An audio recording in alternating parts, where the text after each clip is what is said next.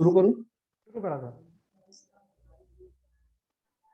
रागादिरोगान् सततानुशक्तान् अशेषाय प्रसृतानुशेषान् औत्सुक्यमोहारतिदान् जगान् यो पूर्ववैद्याय नमोऽस्तु तस्मै. नमस्कार.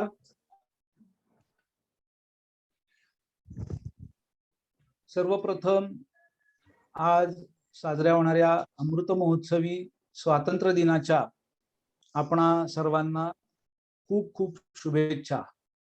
तसंच पुनर्वसू आयुर्वेद रुग्णालयाचा आज वर्धापन दिन संपन्न होत आहे. त्या निमित्तानं पुनर्वसू परिवाराशी संबंधित सर्व वैद्यगण तसेच विद्यार्थी सर्वांचे मी खूप खूप अभिनंदन करतो. अभिनंदन अशासाठी म्हणतो की अशी एखादी चळवळच म्हणावी लागेल किंवा उपक्रम हा सातत्यानं इतकं वर्ष चालवणं आणि यशस्वीरित्या चालवणं ही काही वाटते तेवढी सोपी गोष्ट नाही.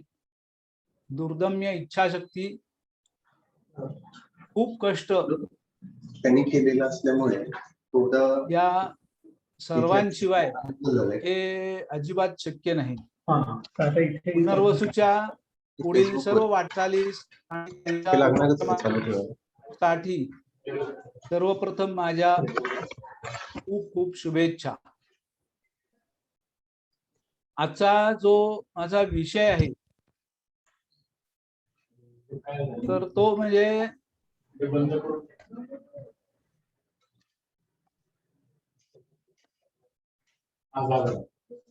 स्लाइड पुढे जात नाही. बंद झाले का? नाही येत आहे ऐकू. स्लाइड पुढे जात नाही.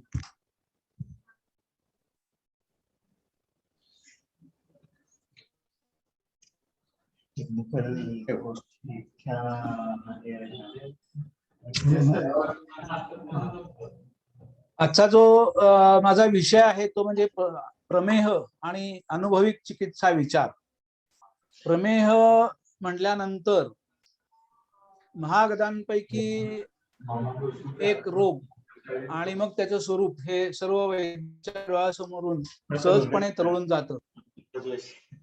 त्रिदोषात्मक संप्राप्ती असलेला हा रोग, त्याच्यामध्ये सप्त धातू हे दुष्य स्वरूपात आहेत. अस्थिबद्दल मी मुद्दाहून बोललो म्हणून सप्त धातू कृच्छ्र साध्य असला तरी कालांतराने असाध्य आणि अपत्यगतत्व किंवा बीजदोष अशा स्वरूपाचा हा व्याधी सध्या भारतामध्ये 60 ते 65 मिलियन रुग्ण हे प्रमेहाने बाधित झालेले आपल्याला दिसतात. WHO जे संशोधन आहे तर त्याचा जर आपण अभ्यास केला तर त्याच्यामध्ये त्यांनी म्हटलंय की 2030 सालामध्ये संपूर्ण जगामध्ये जवळजवळ 350 मिलियन इतकी संख्या या प्रमेह रुग्णांची असेल आणि त्यावेळेला म्हणजे 10 वर्षांनी भारतामध्ये हा आकडा 60 वरून 100 मिलियन वर गेला असेल. आणि भारत ही प्रमेहाची राजधानी झालेली असेल. कुठलाही जंतू संसर्ग असेल, विषाणू संसर्ग असेल किंवा आगंतुक कारण असेल, याच्या शिवाय होणारा हा व्याधी आहे. सर्व स्रोतसांना व्यापून होणारा आहे आणि आपली दैनंदिन दिनचर्या जी आहे, जीवनशैली आहे, त्याच्यामध्ये जे आमूलाग्र बदल जे आरोग्याला विघातक आहेत, मग त्याच्यामध्ये पाश्चात्य संस्कृतीचं अंधानुकरण असेल किंवा इतर काही कारण असेल तर हा व्याधी असं याचं स्वरूप त्या ठिकाणी आपल्याला म्हणता येईल. आयुर्वेद हे भारतीय वैद्यकशास्त्र असं आपण म्हणतो आणि दिनचर्या असेल, ऋतुचर्या असेल, मी ऐकण्याचं याच्यातच नाही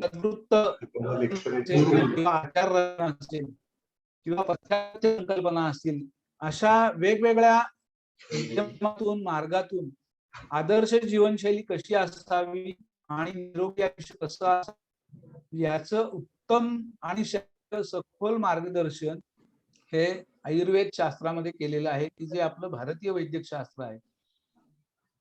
इतर कुठल्याही शास्त्रामध्ये इतका सखोल विचार या नाही. आणि असं असताना सुद्धा जर भारत होणार असेल तर यासारखं दुसरं दुर्दैव नाही, असं नाईलाजास्तव आपल्याला म्हणायला लागेल. आजचा जो विषय मी मांडणार आहे, तर गेल्या काही वर्षामध्ये मी जे काही प्रमेहाचे रुग्ण बघितले, त्यांची चिकित्सा केली, चिकित्सा करताना जे काही माझ्या विचार घेतले किंवा शास्त्रातून जो काही अभ्यास केला, तर त्याच्यातून मला आलेले अनुभव केवळ आपल्या पुढे मांडावेत एवढ्या हेतूनच मी आता यापुढे बोलणार आहे. असताना सगळ्यात पहिलं म्हणजे संप्राप्तीचा जो विषय असतो, तर त्याच्यामध्ये ग्रंथोक्त अंशांश कल्पना, निदान पंचकाचा अभ्यास किंवा इतर ज्या गोष्टी आहेत, तर त्याच्या खोलामध्ये आता या ठिकाणी शिरावं असा माझा उद्देश नाही, परंतु चिकित्सा करताना ज्या काही संप्राप्तीतील गोष्टींचा प्राधान्याने आपल्याला विचार हा करावा लागतो, तर त्यांचा एक आढावा या ठिकाणी आपण घेऊया. याच्यामध्ये जर आपण बघितलं दृश्य संकल्पना, तर त्याच्यामध्ये तिन्ही दोष, आपण त्रिदोषाच्या व्याधी असं म्हणतोच, आणि त्याच्यामध्ये जे सगळे द्रव धातू आहेत, धातू सर्व धातू, लसिका आणि ओज अशी दृश्य त्या ठिकाणी आपल्याला सांगितलेली दिसतात. बहुद्रव श्लेष्मा दोष विशेष आणि प्रभूत अविल मूत्रता ह्या दोन गोष्टींकडे आपल्याला जास्त प्राधान्याने लक्ष द्यावं लागतं. सुश्रुतामध्ये सर्व एव प्रमेहास्तु व्यानापान प्रकोपोजाहा, ज्यामुळे प्राधान्याने व्यान आणि अपान वायूची दृष्टी ही त्या ठिकाणी प्रमेहाच्या मध्ये सांगितलेली आहे. एकंदरीतच जर बघितलं तर हा एका स्रोतसाचा व्याधी नाही, अनेक स्रोतस याच्यामध्ये दृश्य म्हणून आपल्याला विचार करावा लागतो. मगाशी मी अस्थीचा जो उल्लेख केला, तर साधी गोष्ट आहे की आधीचे धातू हे दुष्ट आहेत आणि नंतरचे धातू पण दुष्ट आहेत. असं असताना मधला एखादाच धातू हा सक्षम सुदृढ राहण्याची शक्यता ही सर्वार्थाने बरोबर असं आपल्याला म्हणता येणार नाही. त्याच्यामुळे साती धातू ही दृश्य म्हटलं तरी त्याच्यात फार वावगं होणार नाही असं मला या ठिकाणी वाटतं. एक संप्राप्तीची आपण एक थोडीशी साखळी जर बघितली, तर त्याच्यामध्ये निदान सेवनामुळे दोन गोष्टी प्राधान्याने घडतात, की त्याच्यामध्ये जाठराग्नी मांद्य आणि धात्वाग्नी मांद्य. तर त्याच्यामध्ये जाठराग्नी मांद्यामुळे आमनिर्मिती होते. आमनिर्मिती झाल्यामुळे साहजिकच पोषक आहार रसाची निर्मिती ही कमी होते आणि पर्यायाने त्या ठिकाणी धातूंचं पोषण कमी होतं. धात्वाग्नी मांद्यामुळे पुन्हा तेच होतं की धातू परिणमन प्रक्रिया जी आहे ही कुठेतरी मंदावते आणि त्याच्यामुळे धातू पोषण कमी होतं. धातू पोषण कमी झाल्यामुळे त्या ठिकाणी दौर्बल्य हे त्या ठिकाणी निर्माण होतं. धात्वाग्नी मांद्यामुळेच क्लेदाची निर्मिती ही त्या ठिकाणी अधिक होते. हा क्लेद काही वेळेला स्रोतसांमध्ये साठून राहतो आणि त्याच्यामुळे स्रोत रोध अशा पद्धतीचं त्या ठिकाणी एक कार्य घडतं आणि मूत्र, स्वेद आणि खमल हे जास्त प्रमाणात निर्माण होतात. अर्थातच या संप्राप्तीच्या बरोबरच दोष, दुष्य, निदान, काल हे जर परस्पर पूरक असतील तर त्याचं साध्यासाध्यत्व, नसतील तर त्याचा साध्यासाध्यत्व, स्थूल रुग्ण, कृश रुग्ण त्यानुसार साध्यासाध्यत्व किंवा प्रकृती विकृती असा त्या ठिकाणी मांडलेला आहे की ज्याच्यामध्ये श्लेष्मा मेद मांस असं जर गणित असेल आणि त्याच्या उलट रक्त पित्त असं जर गणित असेल तर त्याच्यामध्ये येणारं साध्यासाध्यत्व, अशा पद्धतीने विचार हा आपल्याला त्या ठिकाणी करायला लागतो. आता ज्या वेळेला आपण या संप्राप्तीचा अभ्यास करतो त्यावेळेला प्रमेहाची प्रत्यक्ष चिकित्सा करत असताना मात्र केवळ प्रमेहाचाच विचार हा करून चालत नाही. रुग्ण प्रकृती, रुग्णाची आकृती, त्याच्यानंतर दिसणारी लक्षणं किंवा उपद्रवात्मक लक्षणं या सगळ्यांचा आपल्याला त्या ठिकाणी अभ्यास हा करावा लागतो. तर याच्यामध्ये इतरही काही संदर्भ हे तितकेच महत्वाचे ठरतात आपल्याला. तर त्याच्यामध्ये चरक सूत्रस्थान 17वा अध्याय जर आपण बघितला तर त्याच्यामध्ये कियंत शिरसियम, तर याच्यामध्ये प्रमेयाची संप्राप्ती,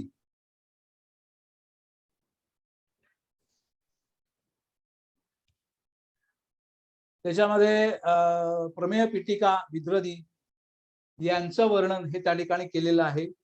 आणि प्रमेयाचं निदान किंवा कारण या स्वरूपात जे सांगितले तर त्याच्यामध्ये प्राधान्याने गुरु, स्निग्ध, आम्ल आणि लवण. स्क्रीन शेअर नाही होत आहेत सरांच्या.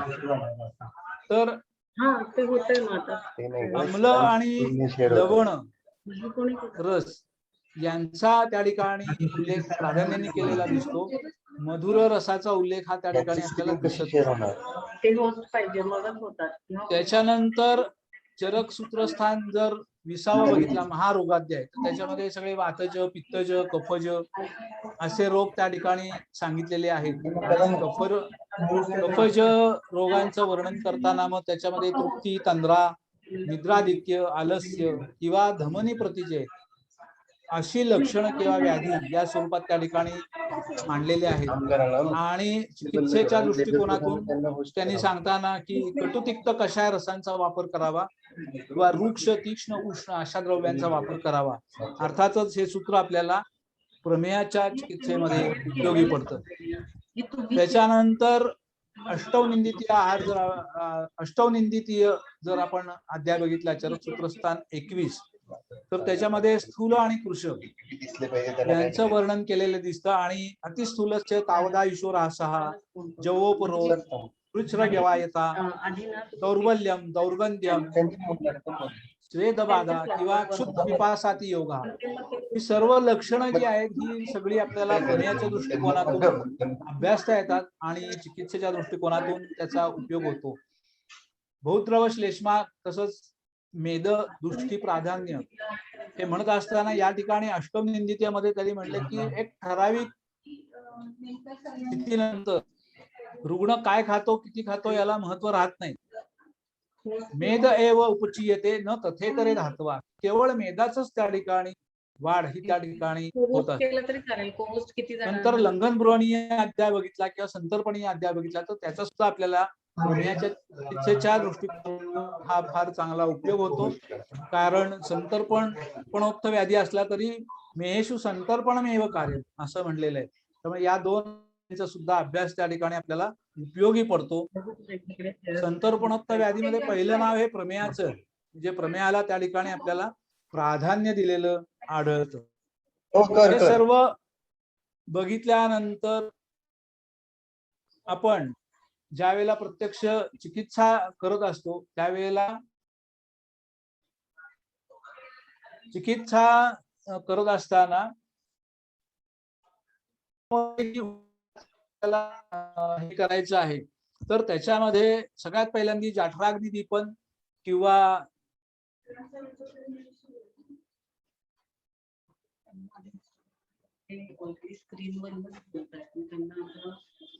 धात्वाग्निवर्धन, आमपाचन, संचित मलांचं शोधन झालं की आपोआपच धातू प्रसारण होतं. त्याच्यामध्ये मगाशी म्हणलं तसांमध्ये जर क्लेद साठून राहिला असेल तर त्या क्लेदाचं शोषण किंवा वहन करणं आणि स्रोत विशोधन करणं हे त्या ठिकाणी आपल्याला अपेक्षित असतं. त्याच्यानंतर धातू स्थिरीकरण, की धातू शैथिल्य जे झालेलं असतंय तर त्याच्यामध्ये त्यांना दृढत्व आणणं आणि त्यांचं बल वाढवणं हा त्या ठिकाणी आपल्या पुढे एक उद्दिष्ट वर्धन आणि रसायन दोन उद्दिष्ट ही आपल्याला त्या ठिकाणी मांडायची असतात. अर्थातच हे सर्व बघितल्यानंतर आपण ज्या वेळेला प्रत्यक्ष प्रमेय चिकित्सा करत असतो तर त्यावेळेला जर आपण बाजाराची उत्पादनं जर बघितली तर त्याच्यामध्ये प्राधान्याने कडुनिंब, कारलं, मेथी किंवा बेडकीचा पाला अशा पद्धतीची कडू रसाची औषधं ही त्या ठिकाणी एकत्र करून मग त्याचे कल्प हे बाजारात आलेले असतात.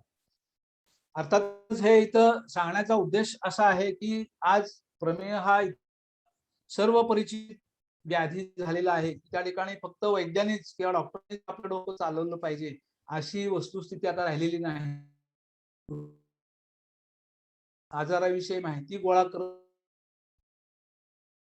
व्हॉट्सअप नॉलेज युनिव्हर्सिटी मधलं ज्ञान तर फार त्यांनी पसरत असतं आणि अशा वेळेला जर अशा पद्धतीची एकांतिक कडू रसाची किंवा तिक्त रसाची जर औषधं जर उपयोगात आली तर त्याच्यामुळे पुढे जाऊन उपद्रव मग त्याच्यामध्ये आम्लपित्त असेल, छर्दी सारखा लक्षणं असेल किंवा क्षयजन्य संप्राप्ती अशा पद्धतीची पित्तविकाराची लक्षणं जर उत्पन्न झाली तर त्या ठिकाणी काही वेळेला आयुर्वेद शास्त्राकडे बोट दाखवलं जातं. तर त्या दृष्टिकोनात या विषयात प्रबोधन करणं हे सुद्धा प्रत्येक जबाबदारी राहील हे या ठिकाणी मला सांगा असं वाटतं. ग्रंथात जर आपण चिकित्सा द्रव्यांचा जर अभ्यास केला तर त्या ठिकाणी केवळ एकेरी तिक्त रसाला प्राधान्य हे त्या ठिकाणी दिलेलं दिसत नाही. तर कटुतिक्त कषाय रस किंवा वृक्ष द्रव्य प्रसंगी मधुर रसवीर्य विपाकाची द्रव्य रुग्णानुसार संतर्पण अपतर्पण काय अपेक्षित आहे यानुसार द्रव्यांची निवड ही त्या ठिकाणी केलेली दिसते. तर प्राधान्याने हे जे कटुतिक्त कषाय रस आपण वापरतो तर ह्या रसांचा एक रसविज्ञान म्हणून आपण अभ्यास करतो, पण प्रमेयाच्या दृष्टिकोनातून यांची उपयुक्तता आपण जर बघितली तर खूप काही गोष्टी या ठिकाणी लक्षात येतात. त्यातला काही गोष्टी या ठिकाणी मुद्दाहून मांडतो. त्याच्यामध्ये जर तिक्त रस आपण जर बघितला तर त्याच्यामध्ये वायू आकाश महाभूत प्रधान असं आहे. वृक्ष लघु खर विषद हे जे त्याचे गुण आहेत हे क्लेद शोषणासाठी मल शोषणासाठी हा त्याचा चांगला उपयोग होतो. रसपाचक आहे तिक्त रस हा दीपन तृष्णा दाह प्रशमन हे सर्व गुण हे आपल्याला प्रमेयाच्या दृष्टिकोनातून उपयोगी पडतात. अर्थात असं असलं तरी सुद्धा हा रस अवृश्य म्हणून सांगितलेला आहे आणि धातुक्षया निलव व्याधीन अतियोगात करोती सा असं म्हणलेलं आहे. त्याच्यामुळे हा वापर सुद्धा आपल्याला खूप अभ्यास पूर्ण करावा लागतो. कटुरस जर आपण त्याचं संघटन जर बघितलं तर त्याच्यामध्ये वायू आणि अग्नी महाभूत प्रधान असा हा रस आहे. वृक्ष विषद लघु आणि उष्ण अर्थातच हे सर्व गुण आपल्याला उपयोगी आहेत. आमाशयगत कफाचे शमन करणारा असा हा रस आहे. अग्निदीपन आणि आमपाचन करणारा आहे. फलश्रुतीमध्ये मार्गान विगुणोती म्हणजे स्रोतश शोधन जे आपल्याला प्रमेयामध्ये करायचं त्या ठिकाणी हा आपल्याला उपयोगी पडतो. शोणित संघात भिन्नती असं म्हटलेलं आहे आणि क्लेदग्न कंडुग्न शोधग्न अशा पद्धतीचा हा रस आहे. हा सुद्धा अवृश्य आहे आणि कृष्णाब शुक्र बलक्षेम असे याचे थोडेसे काही गुण आहेत ते त्रासदायक ठरू शकतात. त्याच्यानंतर अर्थातच हे करत असताना याच्यामध्ये काही अपवाद सुद्धा त्या ठिकाणी असतात. त्याच्यामध्ये जर आपण लसूण जर बघितला तर तो स्निग्ध गुरु आणि वृक्ष सांगितलेला आहे किंवा सुंठ पिंपळी हे वृक्ष सांगितलेले आहेत. मिरे मात्र वृक्ष आणि अवृक्ष अशा पद्धतीचे त्या ठिकाणी सांगितलेले आहे. याच्यानंतरचा जर आपण रस कषाय रस जर बघितला तर त्याच्यामध्ये वायू पृथ्वी महाभूत प्रधान असा हा रस आहे. कटु विपाक आहे, शीत आणि लघु आहे. स्तंभन किंवा क्लेद मूत्र आणि मेदाचं विशोषण करणारा रोपण संधान करत अशा पद्धतीचा हा रस सांगितलेला आहे आणि त्याच्यामुळे हा आपल्याला प्रमेयाच्या दृष्टिकोनातून सुद्धा उपयुक्त असा ठरतो. लवण रस जर बघितला तर ते सुद्धा उष्ण तीक्ष्ण आणि भेदन सर अशा पद्धतीचा हा रस आहे. सैंधव म्हणलं तर सैंधव हा वृक्ष किंवा अनुलोमन दोषां अधोनयती म्हणजे संचित दोषांना आपण ज्या वेळेला क्लेद शोषण करून किंवा दोष बाहेर काढण्यासाठी म्हणून ज्या वेळेला द्रव्याची योजना करतो त्यावेळेला या लवण रसाचा निश्चितच आपल्याला उपयोग हा त्या ठिकाणी करता येतो. आता हे सगळं विवेचन बघितल्यानंतर मी ज्या वेळेला माझ्या प्रत्यक्ष व्यवसायामध्ये काही वनस्पतींची ज्या वेळेला निवड केली तर त्याच्यामध्ये माझ्या वापरातल्या ज्या या 9 वनस्पती आहेत तर याविषयी मी आज प्राधान्याने बोलतो. या वनस्पतींचा काढा मी नेहमी रुग्णांसाठी वापरतो. तर याच्यामध्ये अमृता आहे, खदीर, शतावरी, अश्वगंधा, अर्जुन, पलाश, बकुळ, बब्बुळ आणि निंब. आता याच्यामध्ये खैर आहे, बकुळ आहे, बाभूळ आहे आणि कडुनिंब आहे. तर ह्यांच्या साली वापरात येतात. पलाश किंवा अर्जुन साल वापरता येते आणि पलाश पुष्प वापरतो. बाकी त्याचं पंचांग नाही, पण पलाश पुष्पाचा वापर हा त्या ठिकाणी मी करत असतो. तर ह्याच्यामध्ये जर यांचं रसात्मक आपण विवेचन जर बघितलं तर त्याच्यामध्ये बकुळ, बबुल, अर्जुन, खदीर, पलाश, अश्वगंधा या कशा रसाच्या वनस्पती आहेत. अर्थातच कटू विपाक आहे. अश्वगंधा हा मधुर विपाकाची आहे. त्याच्यानंतर शतावरी, अमृता, निंब ह्या वनस्पती तिक्त रसाच्या आहेत. अश्वगंधा, अमृता, पलाश या उष्णवीर्याच्या आहेत. अर्थातच पलाश पुष्प जर म्हणलं तर ते मात्र ग्राही आणि शीतल अशा गुणाचं सांगितलेलं आहे आणि बकुळ ही अनुष्ण शीत अशी वनस्पती आहे. अर्थात या 9 वनस्पतींच्या कार्याची जर आपण साधारण एक धातूंवरील कार्याचं जर आपण व्यवच्छेद बघितला तर त्याच्यामध्ये अमृता, शतावरी, निंब, अर्जुन या रसधातूवर प्राधान्याने काम करणारे आहेत. या सर्व वनस्पती आणि खदीर, बकुळ या रक्तधातूवर काम करणारे आहेत. अश्वगंधा, शतावरी, बकुळ, बब्बुळ या मांसधातूवर काम करणारे आहेत. तसंच अर्जुन, बकुळ, खदीर, पलाश, निंब, अमृता या मेदधातूवर काम करणारे आहेत. शतावरी, अमृता, बब्बुल मज्जा धातूवर काम करतात आणि शतावरी, अश्वगंधा, पलाश हे शुक्र धातूवर काम करणाऱ्या या वनस्पती म्हणता येतील. अर्थातच याच्यामध्ये पुढे जाऊन आपण जर चरकातील सगळे आपले गण बघितले किंवा सुश्रुतातील गण जर बघितले तर त्याच्यामध्ये गुडूची हे जर द्रव्य घेतलं तर ते जवळजवळ 9 गणांमध्ये आलेलं आहे. संधानीय, तृप्तिघ्न, स्तन्यशोधन, स्नेहोपग, वयस्थापन, प्रजास्थापन, तृष्णा निग्रह, हिक्का निग्रह, दाह प्रशमन. 9च्या 9 जर गण बघितले तर ह्या प्रत्येकाचं काम हे आपल्याला प्रमेय चिकित्सेमध्ये उपयोगी पडणार आहे. सुश्रुतांनी गुडुचीचा उल्लेख हा गुडुच्चादी गणामध्ये केलेला आहे. निंब जर घेतलं तर ते कंडुग्न गणामध्ये येतं आणि सुश्रुतांनी गुडुच्चादी आणि आरगवदादी गणामध्ये त्यांचा समावेश केलेला आहे. खैर घेतलं तर कुष्ठघ्न प्रधान द्रव्य म्हणून सांगितलेलं आहे. मूत्रसंग्रहणीय, उदर्द प्रशमनीय असं सुश्रुत संहितेत चरक संहितेमध्ये आलेलं आहे आणि सुश्रुतांनी सालसारादी गणामध्ये त्याचा समावेश केलेला आहे. अर्जुन उदर्द प्रशमनीय आहे, सुश्रुतांनी सालसारादी गणामध्ये घातलेला आहे.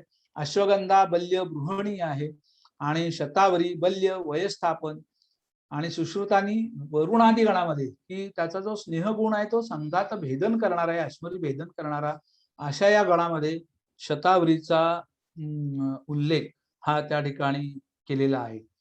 तर अर्थातच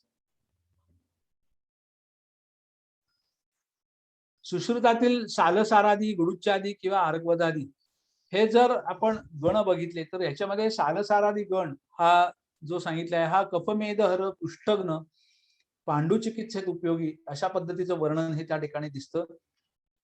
गुडुच्चादी गण जर बघितला सुश्रुतातला तर तो सर्वज्वर हर म्हटलेला आहे आणि त्याच्यामध्ये स्वेदवह आणि रसवह स्रोतसावर त्याचं काम सांगितलेलं आहे आणि पिपासा, दाह, नाशनहा ही जी लक्षणं आपल्याला प्रमेयामध्ये प्राधान्याने दिसतात आणि उल्हास आणि रोचक म्हणजेच आमपाचनाचं काम हे त्या ठिकाणी करणारा असा हा गुडुच्चादी गण आहे. आरगवदादी गण जर बघितला तर कुष्ठ, मेह, कंडुग्न, ज्वरग्न अशी याची फलश्रुती ही त्या ठिकाणी मांडलेली दिसते. अर्थातच आता ही जी 9 द्रव्य मी वापरतो तर त्याचा एक थोडक्यात काही कार्यकारण भाव किंवा मी केलेला विचार हा त्या ठिकाणी मांडतो. सर्व द्रव्य घेत नाही, त्याच्यातील काही ठराविक द्रव्यांबद्दल अगदी बोलावंच पाहिजे अशा पद्धतीचं असल्यामुळे मी थोडेसे त्याच्याबद्दल बोलतो. अमृता हे त्यातलं अतिशय प्रधान द्रव्य असं म्हणता येईल की तिक्त रस आणि त्रिदोषघ्न हे 2 गुण फार महत्वाचे. व्याधीचं स्वरूप आपण जर बघितलं तर तो त्रिदोष त्याच्यामध्ये दृष्टी आहे आणि अमृता ही त्रिदोषग्नी म्हणून सांगितलेली आहे. आणि ज्वरघ्न. तर ज्वरघ्नामध्ये ह्याच्यामध्ये जर आपण बघितला तर ज्वरामध्ये दोन स्रोतस प्राधान्याने, की एक म्हणजे रसव आणि दुसरं म्हणजे स्वेदव, या दोन स्रोतसांची दृष्टी ही त्या ठिकाणी आपल्याला दिसते. तर रसव स्रोतसामध्ये धात्वाग्निवर्धन आणि आमपाचन किंवा क्लेद कमी करणं हे काम जे आहे हे गुडूची करत असते.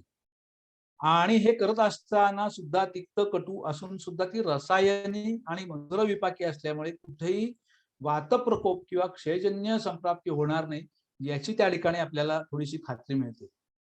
आणि रसव स्रोतसावर काम झाल्यानंतर ज्या वेळेला हा आद्य धातू ज्या वेळेला चांगला होतो, त्याच्यामध्ये दृढत्व येतं, सक्षमता येते, त्यावेळेला आपोआपच उत्तर जे धातू आहेत यांचं पोषण सुद्धा चांगलं होतं किंवा त्यांचं सहन दृढत्व हे त्या ठिकाणी निश्चित चांगलं होतं.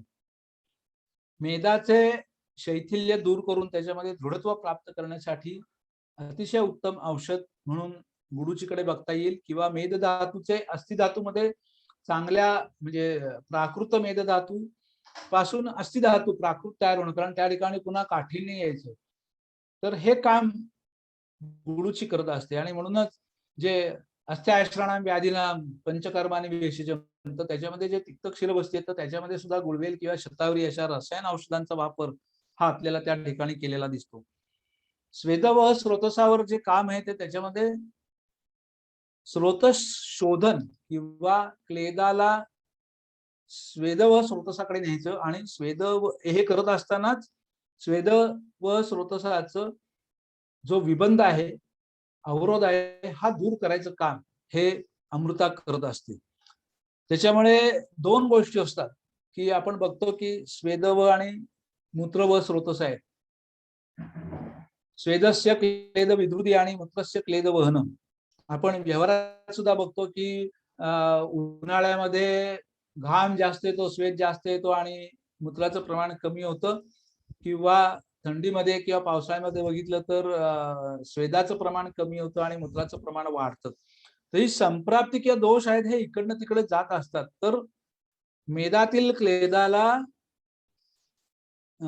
स्वेदव स्रोतसाकडे वाहून नेणं आणि त्या बाहेर त्यांना टाकणं हे संप्राप्ती बदलण्याचं आणि मूत्राचं नियमन करण्याचं काम हे गुडूची या ठिकाणी करत असते. रसायन या गुणाचा जो वापर आहे हा अतिशय चांगल्या पद्धतीने गुडूचीचा आपल्याला करता येतो. आता हल्ली जे काय अँटीऑक्सिडंट आणि प्रतिकार शक्ती म्हणून गिलोय हे सगळं या कोरोनाच्या ह्याच्यामध्ये आपण सगळ्यांनी बघितलं असेल. तर ह्या गुडूचीचा जर काढा करून त्याचा पुन्हा अजून अग्निसंस्कार करून जर त्याचं घन किंवा रसक्रिया या स्वरूपात जर आपण ते द्रव्य घेतलं तर त्याचा निश्चितच त्याची कार्यकारी शक्ती वाढते, आणि अग्निसंस्कार झाल्यामुळे पुन्हा त्याचं विसरण किंवा पचन हे अतिशय चांगल्या पद्धतीने होतं. हे आता हा अनुभव मुद्दामून सांगण्याचा असा कारण की आता या कोविडच्या लाटेमध्ये अनेक लोकांनी गिलोय किंवा संशमनी वटीचा वापर हा केलेला आहे. ज्या कोविडच्या रुग्णांमध्ये एक गोष्ट प्राधान्याने दिसून आली की एक कोविडचा उपद्रव म्हणून किंवा एक लक्षण म्हणून असेल, बऱ्याच लोकांच्या मध्ये प्रमेहाची वाढ झालेली दिसली, मग आधीपासून असू दे नंतर असू दे,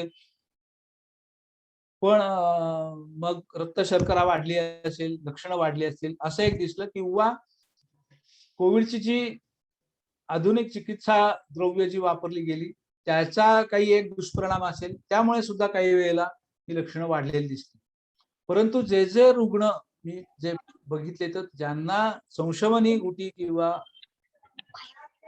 गुळवेलीचा कुठलाही एक कल्प चालू होता, त्या कुठल्याही रुग्णांमध्ये अशा पद्धतीचं अतिरेकी एकदम रक्त शर्करा वाढली किंवा प्रमेहाची लक्षणं वाढलीत अशा पद्धतीचं कुठलं लक्षण हे त्या ठिकाणी दिसलेलं नाही. एक अनुभव म्हणून मुद्दामून मी या ठिकाणी हे आता उद्धृत केलं. अर्जुन जर बघितलं तर अर्जुनाचा गुणधर्मातच मेदो मेह व्रणान हंती, ह्या दोन्ही गोष्टी आपल्याला उपयोगी पडतात. आणि मांसधातूवर प्राधान्याने याचं काम आहे की मांसधातूला दृढत्व प्राप्त करून देणं, त्याची शक्ती त्याला प्राप्त करून देणं, संधान कर अशा पद्धतीचं हे काम करतं. खैर म्हटलं तर सुश्रुतामध्ये शनैर्मेहामध्ये खैराचा काढा द्यावा, अगदी असं स्पष्ट आपल्याला हे दिसतं. आणि कषाय रसात्मक आहे. बकुळ हा दंत्य म्हणून सांगितलेला आहे किंवा वज्रदंती त्याचं पर्यायी नाव म्हणून सांगितलेलं आहे. आणि प्रमेयाचं जे पूर्वरूपच जर आपण बघितलं तर दंतादिनाम मलाटत्वम. तर ह्या आणि पुन्हा कषाय रस अस्थिधातूवर कार्य आहे. तर याचा उपयोग हा प्रमेयाच्या निमित्तानं निश्चित चांगला दिसतो. दोन जी द्रव्य महत्वाची आहेत ती त्याच्यामध्ये कडुनिंब आणि बाभूळ. तर ह्यांच्या बाबतीत बाकीचे गुणधर्म तर आपल्याला सगळ्यांना माहितीच आहेत. तर ही दोन द्रव्य का वापरली, तर ह्यांच्या साली वापरल्यात. कडुनिंबाचा पाला नाही वापरलेला, पण कडुनिंबाची साल वापरली. आपण निसर्गामध्ये जर बघितलं हे दोन वृक्ष तोडायला परवानगी लागत नाही सरकारची. हे वृक्ष तुम्ही पूर्णपणे छाटले, अगदी भुंडे केले की त्याच्या सगळ्या फांद्या पानं काढून टाकले आणि नुसते सोड तरी ठेवले, त्याला तुम्ही काही करू नका, पाणी घालू नका, काही करू नका, तरी सुद्धा काही महिन्यामध्ये त्याला पालवी फुटते. हे निसर्गात दिसून येतं. याचाच अर्थ असा की पेशी निर्मितीची क्षमता ही या दोन द्रव्यांमध्ये खूप चांगल्या पद्धतीने आपल्याला दिसून येते, की जी आपल्याला प्रमेयामध्ये उपयुक्त ठरते. बाभुळीचं काम सुद्धा अस्थिमज्जेवर आहे. आभादी गुळगुळ आपण सगळेजण वापरतच असतो. आणि कडुनिंबाचं तर मेदपाचक, पेशी निर्मिती, आता हा गुणधर्म सांगितला, रसावर कार्य आहे. रसजम वपुषो जन्म वृद्धिर अलोलता हे जे सांगितलेले, तर ते रसधातूवर एक आपण जर चांगलं काम केलं तर पुढे प्रमेयाची चिकित्सा ही आपल्याला चांगली करता येते. अर्थातच तारतम्याने या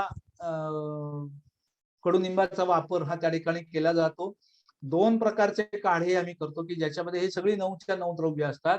आणि एक प्रकारचा दुसरा जो काढा आहे त्याच्यामध्ये ज्या वेळेला पित्तविकार आहे, पित्त प्रकृती आहे, तर त्यावेळेला या कडुनिंबा सालीचा वापर हा त्या ठिकाणी आम्ही करत नाही. आणि विदाऊट हे न घालता, निंब घालता तो काढा रुग्णाला दिला जातो. अर्थातच आपल्याला क्लेद कमी करायचा आहे, आमोपायन करायचं आहे आणि आधीच अग्निमांद्याची संप्राप्ती आहे. तर अशा वेळेला वचनास लघु अशा स्वरूपातलं द्रव्य असावं आणि पाचक असावं. अशा स्वरूपात म्हणून काढ्याचा वापर हा त्या ठिकाणी मी करतो. या सर्व औषधांचा भरड द्रव्य घेऊन त्यांच्या काढ्या पुड्या करून ह्या रुग्णाला दिल्या जातात. ते कसं करायचं आणि काय करायचं याच्या मार्गदर्शक सूचना त्याला दिलेल्या असतात. काढ्याच्याच पुढे मगाशी जसं गुढीच्या बाबतीत म्हटलं तसं अजून त्याला अग्निसंस्कार केला आणि घन या स्वरूपात किंवा रसक्रिया या स्वरूपात जर आपण हा वापरला तर त्याचा आणखीन चांगला उपयोग किंवा मात्रा कमी आणि घ्यायला सोपं अशा पद्धतीत याचा वापर हा आपण करू शकतो. अर्थातच हे सर्व करत असताना अजून इतरही काही द्रव्यांचा वापर हा आपण त्या ठिकाणी करू शकतो. याच्यामध्ये मी सगळ्यात पहिला उल्लेख करेन तो म्हणजे हरिद्रा. हरिद्रा हे द्रव्य बघितलं तर ते सुद्धा कटू आणि उष्ण अशा स्वरूपाचं द्रव्य आहे. परंतु असं कटू आणि उष्ण असून सुद्धा ते रक्त प्रसादक म्हणून सांगितलं. प्रसादन म्हणजे काय, तर धातूंमध्ये जी घाण साठलेली आहे, मल साठलेले आहेत त्यांचं शोधन करणं किंवा ते त्यांचं विसर्जन करणं. तर हरिद्राचं उष्णता ही एवढी आहे की ती फक्त क्लेदालाच बाहेर काढते. त्याच्यानंतर ती उष्णता कुठे रक्ताला, कारण रक्त म्हटलं की पित्त आलं आणि रक्ताला उष्णता चालणार नाही, तर ही उष्णता तेवढी पण नाहीये हा विचार. आणि जो विचार आहे तो म्हणजे की रक्तात घाण आली की त्याची जी प्राकृत द्रवत्व आहे हे कमी होणार. जलामध्ये आपण पृथ्वी महाभूत घातलं की जसं ते घट्ट होतं तसं या ठिकाणी घडणार आहे आणि मग पुढचे आजार त्यामध्ये उत्पन्न होणार आहेत. आणि हा जर मल काढून टाकला तर त्याची जी प्राकृतिक द्रवता आहे ती त्या ठिकाणी आपल्याला. अर्थातच हे असं बोलण्याचं कारण असं की आजकाल 40 नंतर सगळ्यांनाच रक्त पातळ होणारी गोळी घ्या किंवा काही कारणानुसार रक्त पातळ होण्यासाठी औषधं घ्या हे जे बिंबवलं जातं बऱ्याच वेळेला हे अडचणीचं सुद्धा होतं. कारण त्या कुठेतरी जखम झालेली असते ती भरून येत नाही. अर्शासारखे रक्तार्शासारखे आजार असतात त्याच्यामध्ये ही गोळी सोडायची नाही म्हणून डॉक्टरांनी सांगितलेलं असतं. आणि अशा वेळेला मग ह्याला काय पर्याय आहे का हे घेऊन रुग्ण आपल्याकडे आलेला असतो. आणि हरिद्रा या द्रव्याच्या रूपानं हा पर्याय आपल्याला निश्चितपणे मिळेल असं मी या ठिकाणी सांगू इच्छितो. धात्री निशाच निशी हे सूत्र आपल्याकडे आलेलं आहे आणि हरिद्रा आणि आवळा यांचा चूर्ण असेल, गोळ्या असेल किंवा त्याच्या भावना दिलेल्या असतील. अर्थातच याचा सुद्धा जो हे आहे की चरकामध्ये धात्री निशाचं निशी म्हटलंय आणि वाघभटांनी मात्र हे सकाळच्या वेळात घ्यायला सांगितलं की हरिद्रा चूर्ण आणि मध हे आवळ्याच्या रसातून प्रातःकाली घ्या. तर आता ह्यांचा कुठल्या लक्षणांमध्ये ते सकाळी द्यावं आणि कुठल्या लक्षणांमध्ये संध्याकाळी द्यावं हा एक थोडासा आपला अभ्यासाचा विषय राहील. धात्री निशाचं निशी या सूत्रावर एक गोष्ट सांगतो. थोडासा विषयांतर होईल पण एक माहिती म्हणून सांगतो की आता एका संस्थेमध्ये या कल्पावर काम केलं त्यांनी. अर्थातच ती ह्याची संस्था असल्यामुळे त्यांनी उंदरांवर त्यांचे प्रयोग केले. त्याच्यामध्ये काही प्रोफिलॅक्टिक युजेस आणि थेरॅप्युटिक युजेस अशा 2 प्रकारांनी त्यांनी केलं आणि काही उंदरांना आधीपासून 1 महिनाभर त्यांनी हा कल्प दिला, धात्री निशा. आणि त्याच्यानंतर मग पुन्हा दुसरे ज्यांना दिलं नाही असे उंदीर घेतले आणि या दोन्ही ग्रुपमध्ये त्यांनी मधुमेह इंड्यूस केला, डायबिटीस इंड्यूस केला. त्याच्यासाठी जे काही इंजेक्शन असतं ते त्यांना इंड्यूस केलं. आणि आश्चर्याची गोष्ट अशी की ज्या उंदरांना आधीपासून हा निशाकुमारी कल्प चालू होता त्यांच्यामध्ये फार कमी उंदरांमध्ये डायबिटीस इंड्यूस झाला आणि ज्यांना दिलं नव्हतं त्या सगळ्याच्या सगळ्या उंदरांमध्ये डायबिटीस इंड्यूस झाला. त्याच्यानंतरचा जो थेरॅप्युटिक भाग होता युजचा त्याच्यामध्ये त्यांनी काही मेटफॉर्मिन किंवा आणखीन काही औषधं दिली आणि यांना हेच कंटिन्यू केलं धात्री निशा. तर त्याच्यामध्ये सुद्धा ज्यांना धात्री निशा चालू होतं त्यांच्या शुगर्स लवकर कमी आल्या, त्यांच्यामुळे मध्ये कुठलेही उपद्रव निर्माण झाले नाही. अर्थात हा संशोधनाचा भाग आहे, मग ते उंदरांवर काम झालं मग मनुष्यावर काय वगैरे हा नंतरचा वादाचा मुद्दा आहे. परंतु हे कल्प कुठेतरी काम करतात आणि त्यांचा असे कल्प शोधून त्यांचा वापर करणं आणि ते मांडणं हे फार गरजेचं आहे, हे या ठिकाणी मला सांगावंसं वाटतं. मुस्ता हे सुद्धा असंच एक द्रव्य आहे, वृक्ष द्रव्य आहे, सुगंधी आणि पार्थिव आहे. त्यामुळे स्रोतोगामित्व आणि द्रव शोषण बहुद्रव श्लेष्मा असं आहे, त्यामुळे द्रव शोषणाचं काम हे अतिशय चांगल्या पद्धतीने करेल आणि आमपाचन करून, कारण ग्राही गणात पण आलेले की पाचन करून मग ते काम करणार आहे, त्याच्यामुळे त्याचा उपयोग हा त्या ठिकाणी आपल्याला करता येईल. चरक सूत्रस्थान 23 आपण बघितलं तर त्याच्यामध्ये त्रिफला आरगुदम पाठा सप्तपर्णा सवत्सकम मुस्तम समदनम निंब जलेन क्वथितम पिबेत हा पाठ आहे आणि त्यांनी म्हणतानाच म्हणले की तेन मेहा दयो यांती नाशम अभ्यस्य तो ध्रुवम आणि ध्रुवम म्हटले म्हणजे कालांतरण नाही. तर मग हे असे जे पाठ आहेत हे आपण शोधून जर काढले आणि त्यांचा जर वापर केला तर त्याचा एक आपल्याला निश्चित काही पुढे संशोधनाच्या दृष्टीतून उपयोग हा होईल. अर्थात हा मी काही वेळेला वापरून बघितलेला आहे परंतु खूप त्याच्यामध्ये मी बोलावं असा अधिकार नाही माझा. पुढचा हा जो पाठ आहे हरितकीनाम चूर्णानी सैंधव आमलको गुडम हा चरक चिकित्सेतला आलेला आहे आणि त्याच्यामध्ये वच्चा विडंग रजनी पिप्पली विश्वभेषजम आणि हे पिबे दुष्णाम गुण रसायन चिकित्सा सुरू करण्याच्या आधी जे शोधन सांगितलेले आहे स्रोत शोधन तर त्या संदर्भात हा पाठ आलेला आहे. आणि मग हाच पाठ जर आपण स्रोतसांचं शोधन करायचे मलाधिक्य आहे तर अशा प्रमेय व्याधीमध्ये जर वापरायचं असेल तर मलशोधनासाठी नुसती हरितकी वापरण्याची ऐवजी जर हा पाठ वापरला त्याला आम्ही शोधन चूर्ण म्हणून नाव देऊन टाकलं आणि तो आम्ही रात्री झोपताना गरम पाण्यातून घ्या असं सांगतो आणि त्याचा एक उपयोग हा खूप चांगल्या पद्धतीने झालेला दिसतो. तर अशी अनेक द्रव्यांबद्दल खरं तर सांगता येईल. काही जी पुड्या ज्या वापरल्या जातात रुग्णांमध्ये तर त्याच्यामध्ये काही जो विचार केलेला असतो की एखादा कल्प असेल आता जो मी 9 द्रव्य सांगितली किंवा पुड्या असतील किंवा कल्प ज्या वेळेला आपण तयार करतो त्यावेळेला आपण विचार करताना प्राधान्याने संप्राप्तीचा विचार करतो आणि संप्राप्ती जशी घडत गेली तशीच ती परत उलटी आली पाहिजे आणि तिचा बिमोड झाला पाहिजे. आणि हे करत असतानाच त्या संप्राप्तीमध्ये जे धातू किंवा जे स्रोतस समाविष्ट झालेलं असतं त्या धातूंनी घटित अवयव असेल त्याच्यामध्ये जर दौर्बल्य आलं असेल तर ते दौर्बल्य घालवायचे, त्या अवयवाला बल द्यायला पाहिजे. अपुनरुद्भव चिकित्सा या अर्थाने रसायन स्वरूपाचं एखादं औषध हे त्या ठिकाणी असलं पाहिजे. अशा पद्धतीचा विचार जर आपण करून एखादा कल्प केला तर तो पुढे यशस्वी होतो. आपण ग्रंथातल्या कल्पांमध्ये म्हणजे म्हटलेलं आहे की मुनिरेव जानामी द्रव्य संयोगजम फलम, परंतु हे बघत असताना सुद्धा जर आपण या पद्धतीने त्या द्रव्यांचा जर अभ्यास केला तर ही उकल आपल्याला होत जाते. तर ह्या काही वापरातल्या ज्या वनस्पती तर ह्या आपल्या समोर मी मांडलेल्या आहेत.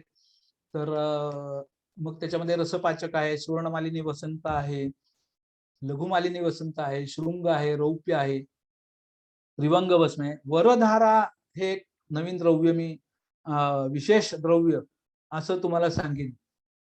सांगलीचे जे अप्पा शास्त्री दातार किंवा आवा दातार गुरुजी यांच्याकडून हे द्रव्य सर्वप्रथम माझ्या ऐकण्यात आलं आणि वापरात आलं आणि ते खूप याचा वापर चांगल्या पद्धतीने करायचे, भरपूर करायचे.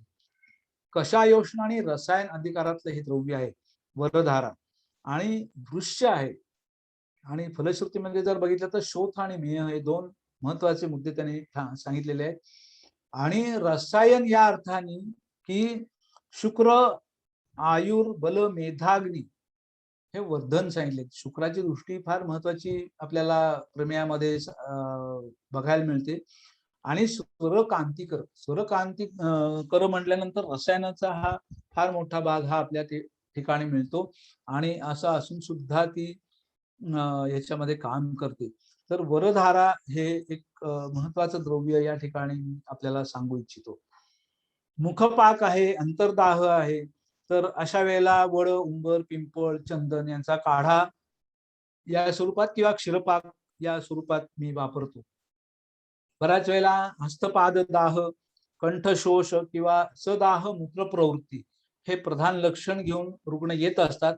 तर मुस्तापर्पटको ज्वरे किंवा मग मुस्तापर्पट उशीर चंदन, उदिच्च नागर म्हणजे जे शुक्त शीत सांगितलेलं आहे षडोंबद, त्याच्यामधलं सुंठी हे द्रव्य काढून फक्त मुस्तापर्पट उशीर आणि चंदन ही एकत्र करून त्याच्या पावडरच्या पुड्या करून ठेवलेल्या असतात. आणि पाणी पिताना प्रत्येक वेळेला हे 1-2 चिमूट चूर्ण पाण्यात टाकून घ्यायचं असं मी रुग्णाला सांगतो. आणि त्याचा एक खूप चांगला उपयोग हा होतो. विशेषतः उन्हाळ्यामध्ये, ग्रीष्म ऋतूमध्ये रुग्ण मागून नेतात, अहो ती तुमची सुगंधी पावडर द्यावं, आणि ती दरवेळेला पाण्यात टाकून घेतली तर ही लक्षणं जी आहेत सदाह मूत्र प्रवृत्ती किंवा स्वेद असेल जास्त तर हे, आणि पाण्याचं प्रमाणही कमी लागतं त्याच्यामध्ये, शोष हा विषय त्यामध्ये कमी होतो. दाह असेल तर मग वासाघृत आहे किंवा शतावरी घृत आहे यांचा सुद्धा वापर हा त्या ठिकाणी मी करत असतो. अतिस्वेद किंवा स्वेद दुर्गंधी हे लक्षण बऱ्याच वेळेला रुग्ण घेऊन येत असतात. अर्थातच आरोग्यवर्धिनी सारखं द्रव्य आहे किंवा संशमनी आता मागाशी वर्णन केलं ते द्रव्य आहे, तर यांचा तर खूप चांगला वापर होतोच.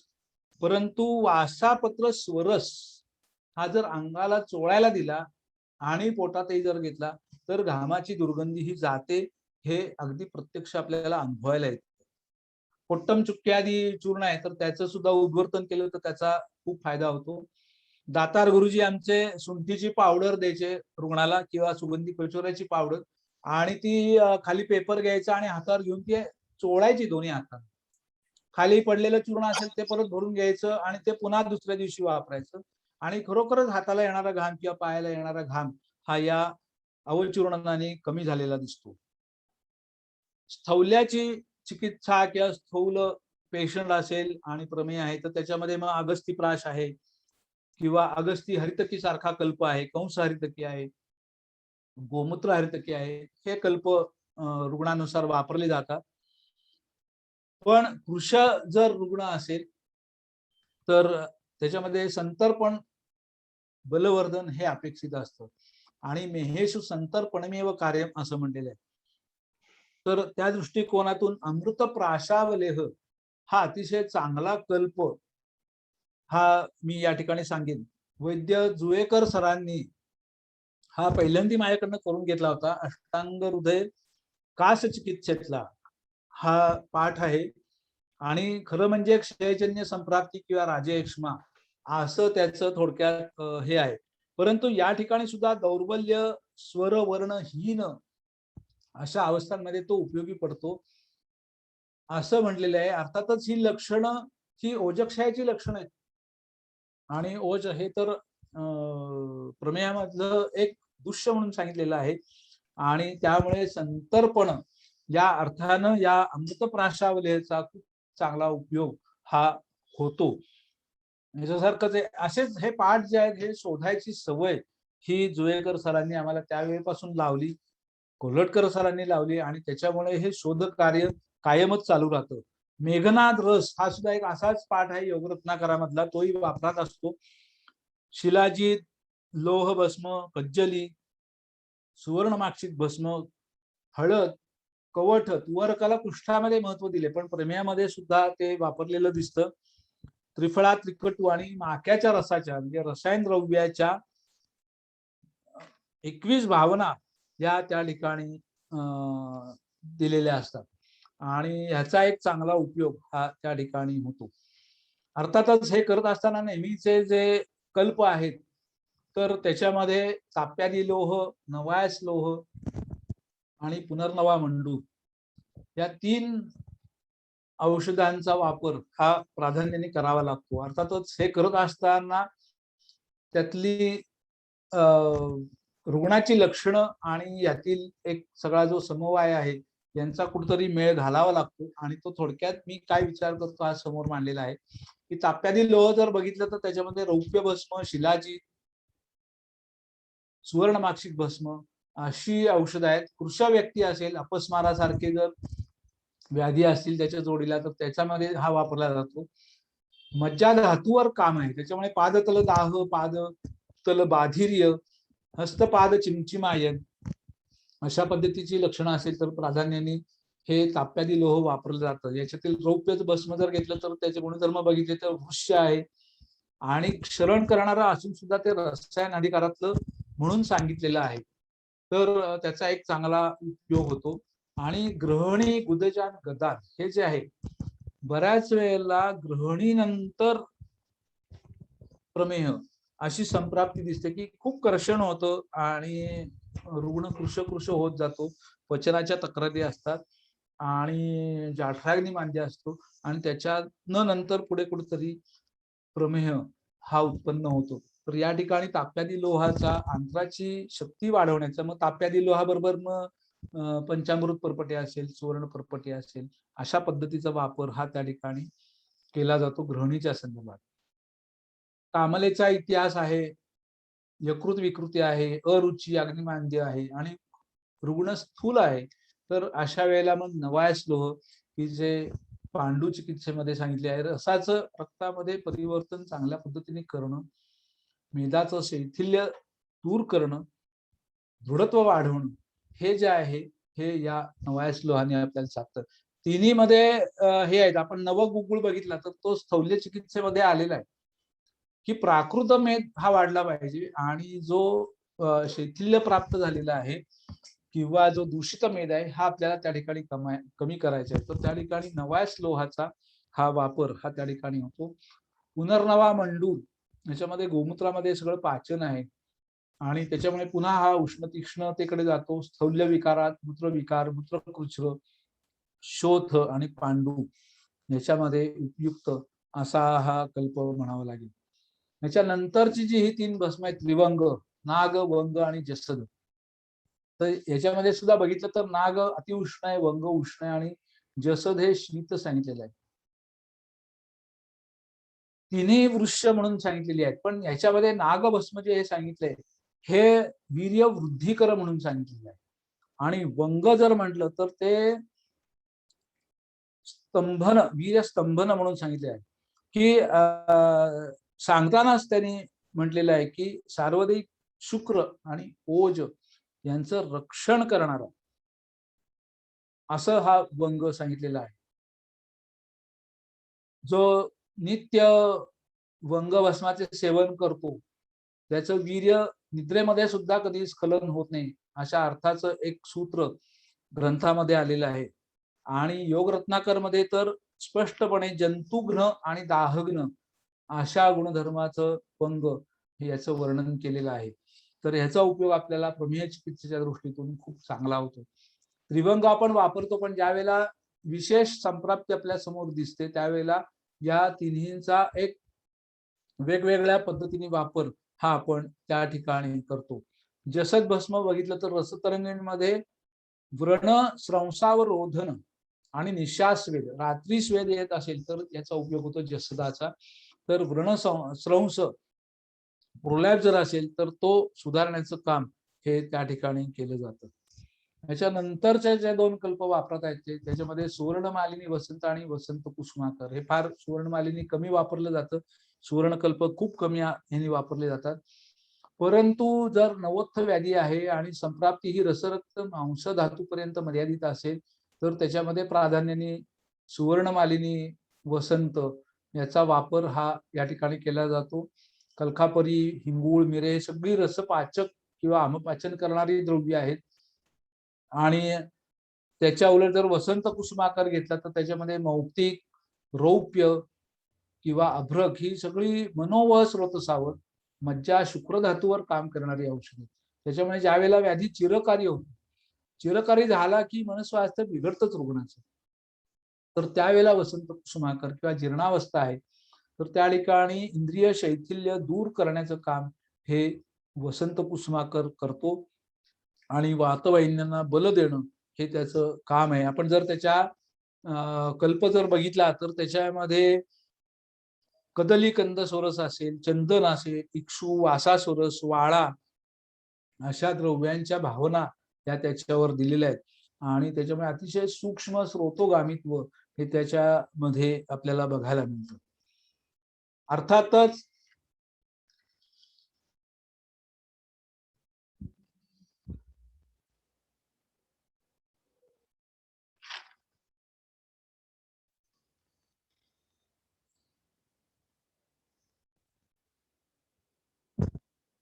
रक्त मेद प्रसादात वृक्क असं आपण म्हणतो.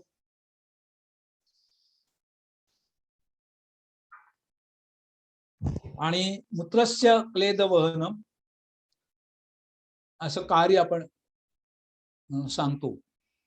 रक्त आणि मेद धातूतील क्लेद जर वाढला असेल किंवा विकृत मेदा धातूचे प्रमाण जर वाढलं असेल तर प्राधान्याने त्या ठिकाणी दोन गोष्टी घडतात.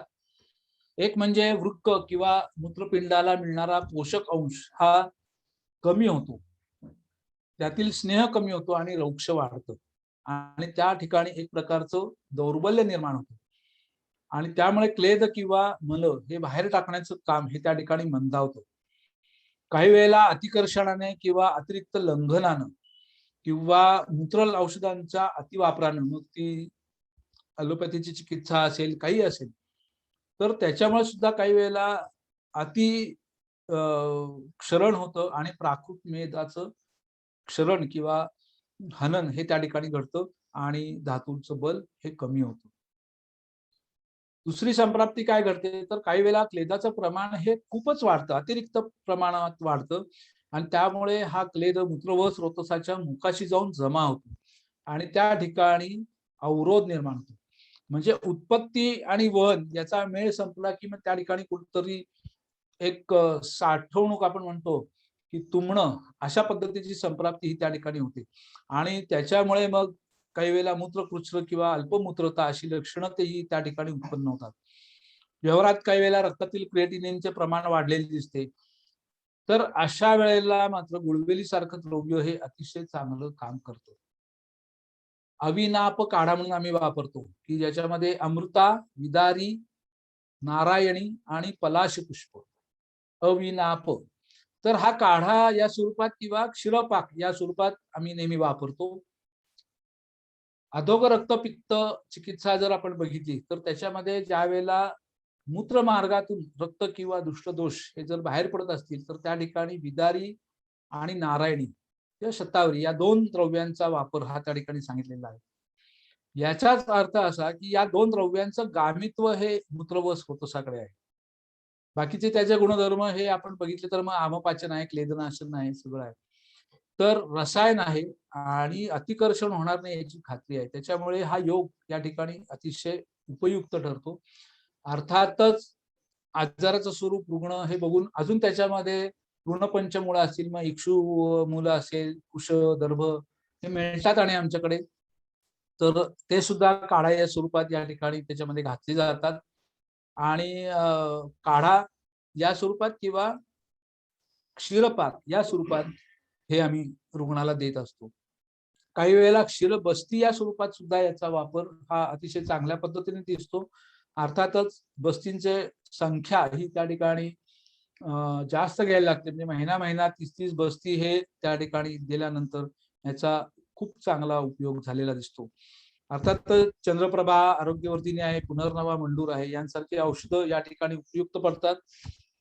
त्याबद्दल मी या ठिकाणी बोलणं फार मला उचित वाटत नाही. वीरतरादी काढा असेल किंवा पलाश पुष्पांचा घन यांचा सुद्धा वापर या ठिकाणी उपयुक्त ठरतो. एकच गोष्ट या ठिकाणी असते पुढीच्या संदर्भात की मूत्र व स्रोतस म्हटल्यानंतर त्या ठिकाणी अवपीडक स्नेह जेवणाच्या आधी आणि जेवणानंतर स्नेह घ्यायला सांगितलं.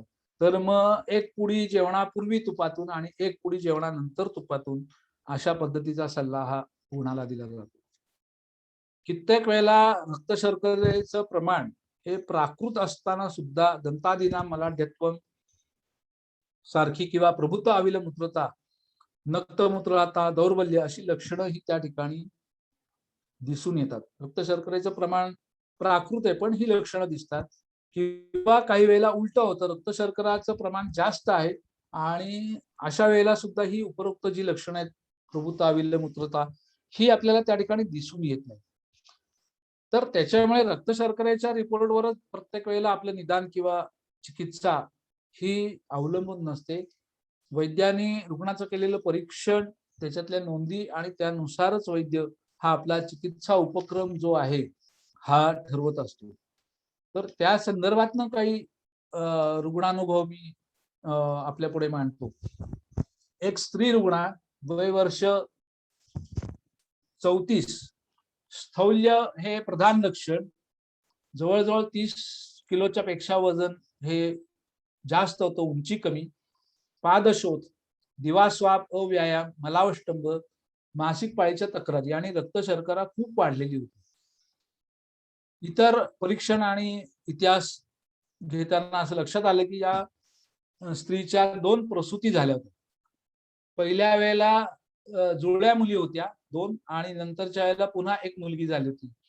आणि दुर्दैवाने या सर्व कारणासाठी पुन्हा 2 वेळेला त्या स्त्रीचे गर्भपात झाले होते.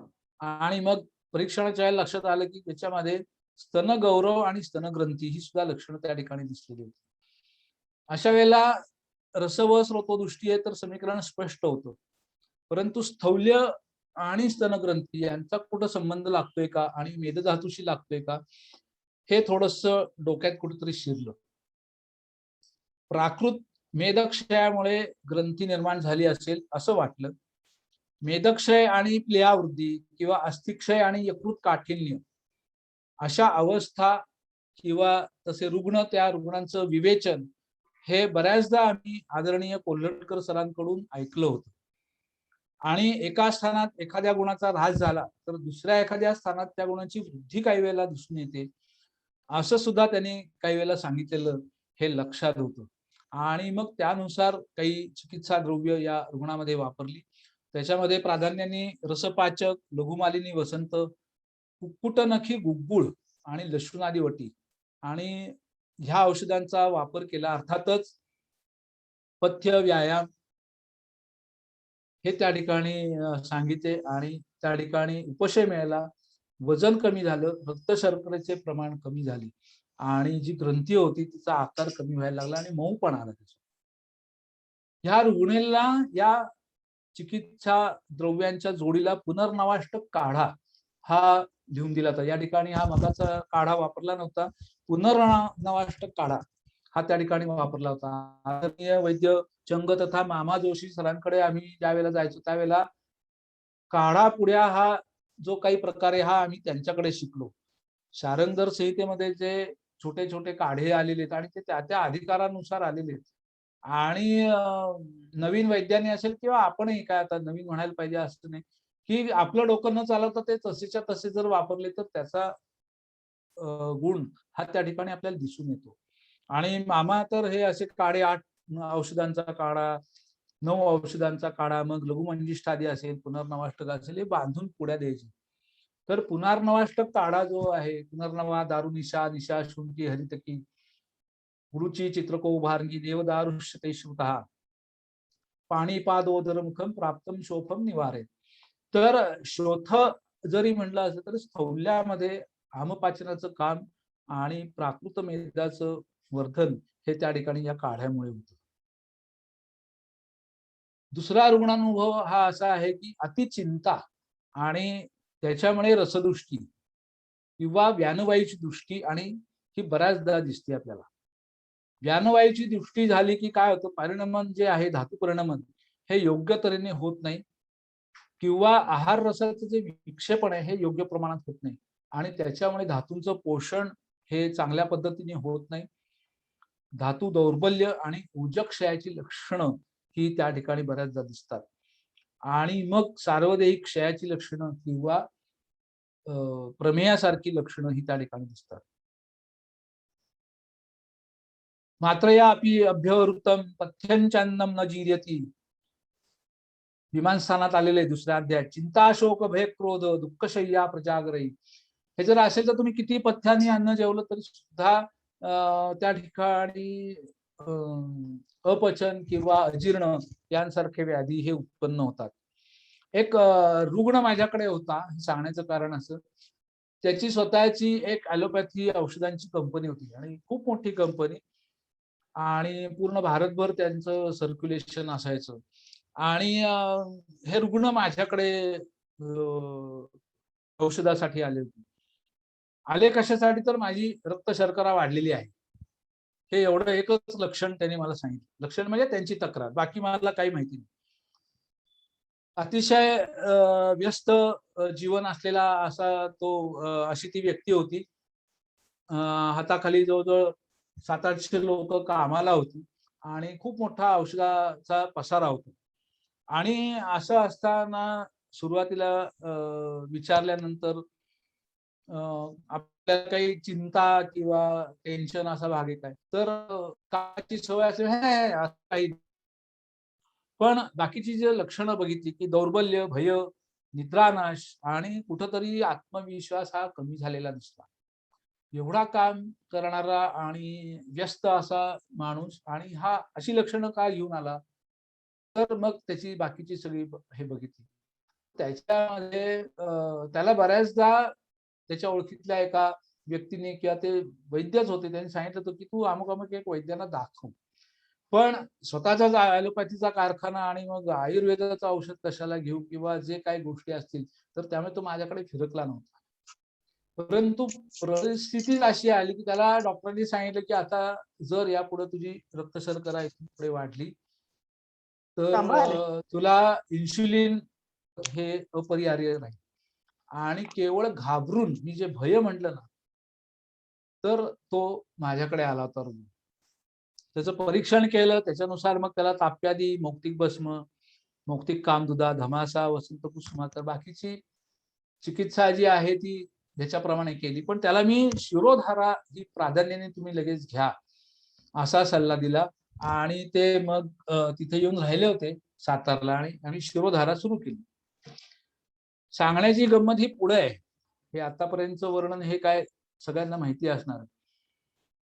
शिरोधारा केल्यानंतर पहिल्या दिवशी एक 10 दिवस तुम्हाला करायला लागेल, त्यामुळे त्या ते आले होते. शिरोधारा पहिल्या दिवशी केल्यानंतर रुग्ण व्यवस्थित होता, काही नाही, आणि तो नंतर गेला हॉटेलमध्ये, तिथं राहिला होता.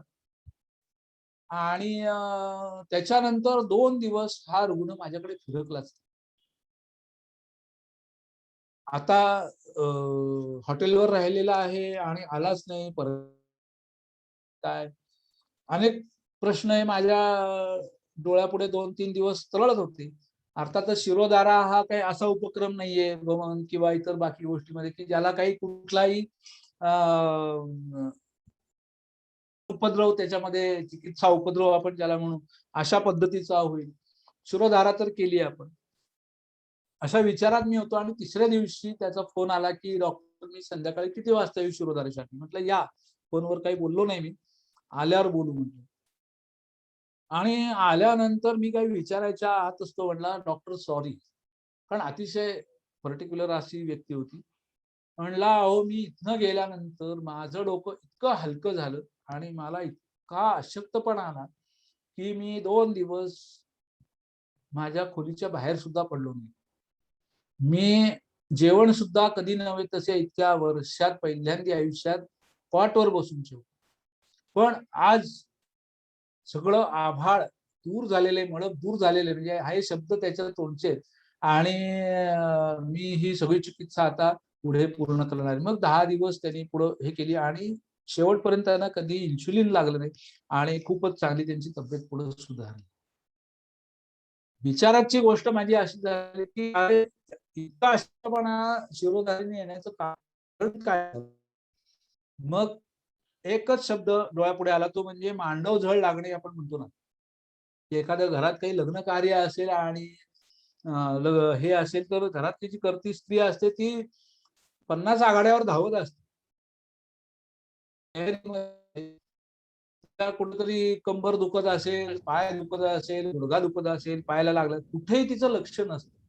तिचं उद्दिष्ट एकच, कार्य चांगलं पडावं, पार पडावं. कार्य पूर्ण होतं. त्याच्यानंतर जे डोक्यातली टेन्शन असतील, चिंता असेल, ही सगळी दूर झाल्यानंतर मग ती जी गळून जाते स्त्री आणि मग ती बसते आणि मग नसलेली दुखणी सुद्धा वर येतात. तसं या गृहस्थांचं झालं असावं, की इतक्या कामाचे व्याप आणि संपूर्ण भारतभर असणारं त्यांचं सर्क्युलेशन, मग ते एम-आर असतील, हे असतील, या सगळ्यांच्या विवंचनेत त्या माणसाचं कुठंतरी ही रक्तशर्करा वाढलेली असणार.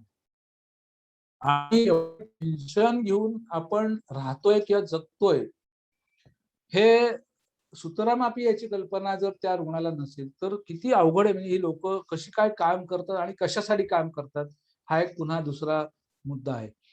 असू दे.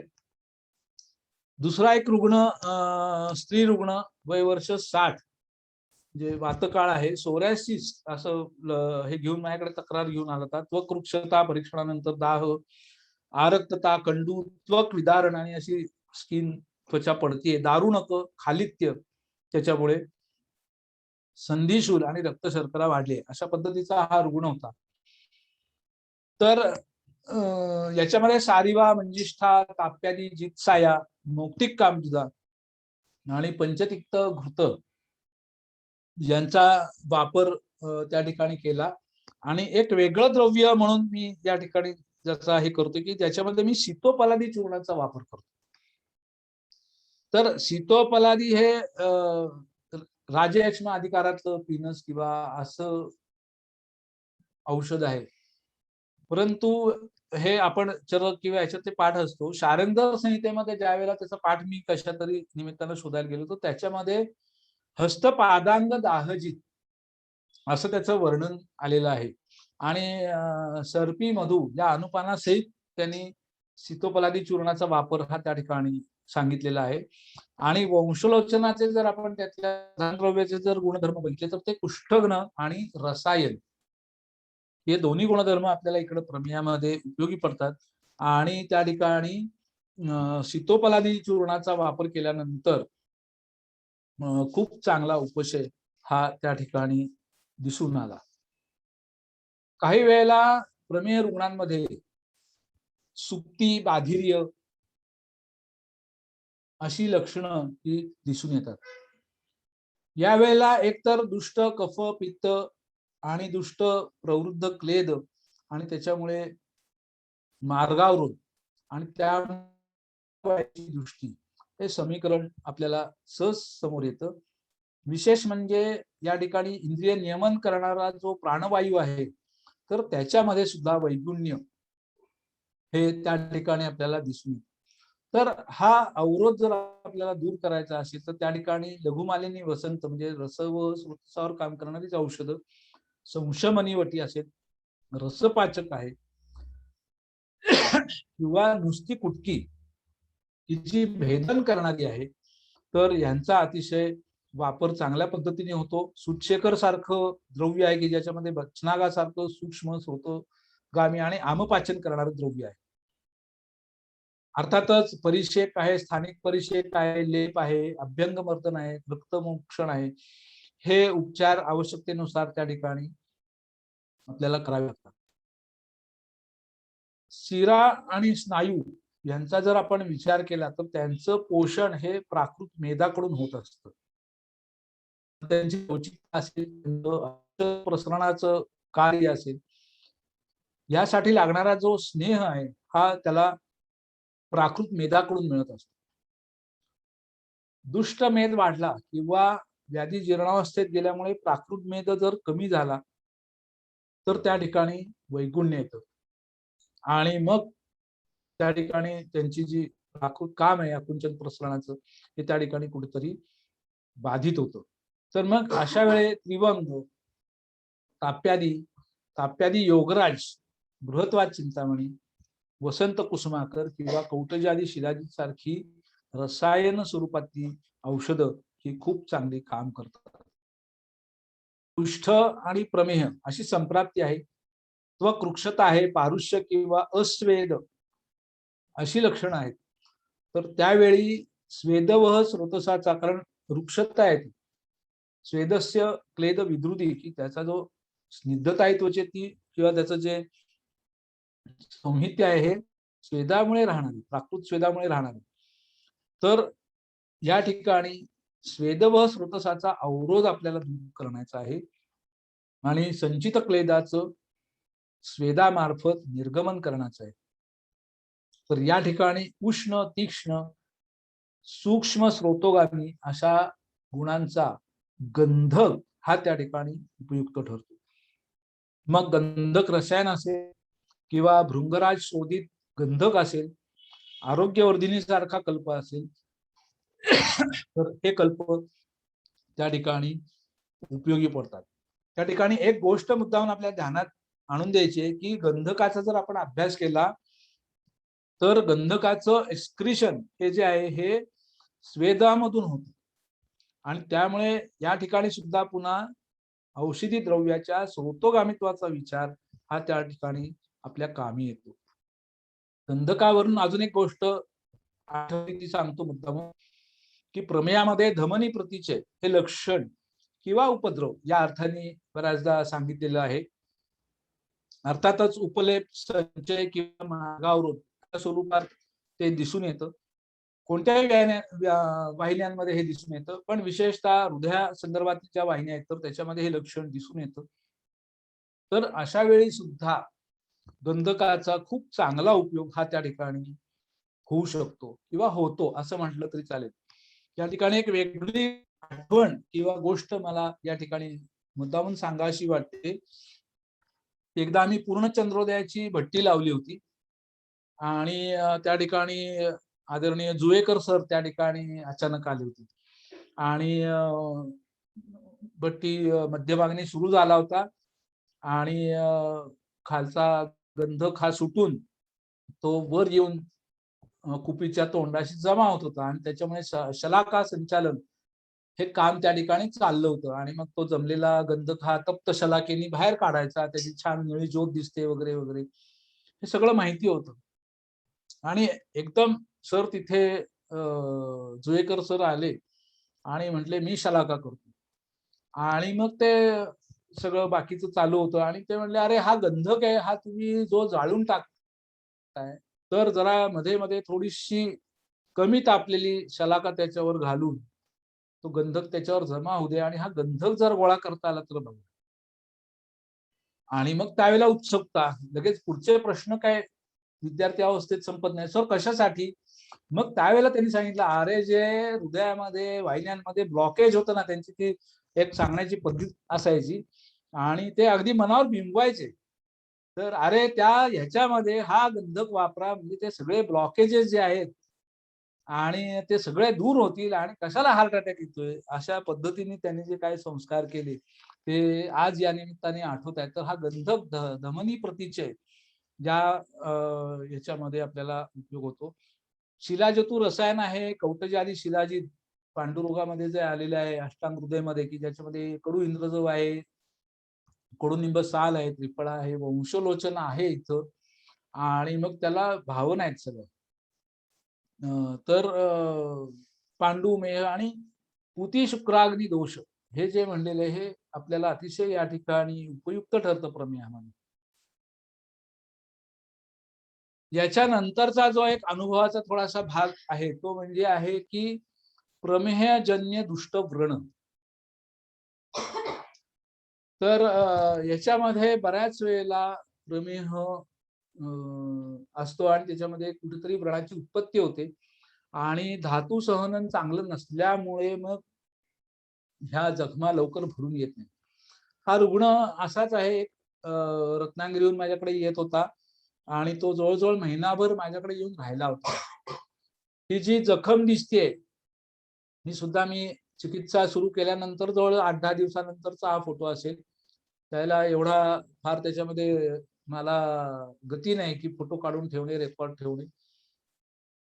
तर हा रुग्ण जवळजवळ ही अशी जखम घेऊन कमीत कमी 5 ते 6 वर्ष हिंडत होता आणि खूप मोठ्या प्रमाणावर रक्तशर्करा वाढलेली असायची. स्थौल्य हे खूप लक्षण आणि 20 वर्षापूर्वी त्याची वॉल रिप्लेसमेंटचं त्याचं ऑपरेशन झालेलं आणि हे आता आयुष्यभर असं घेऊन जगायचं.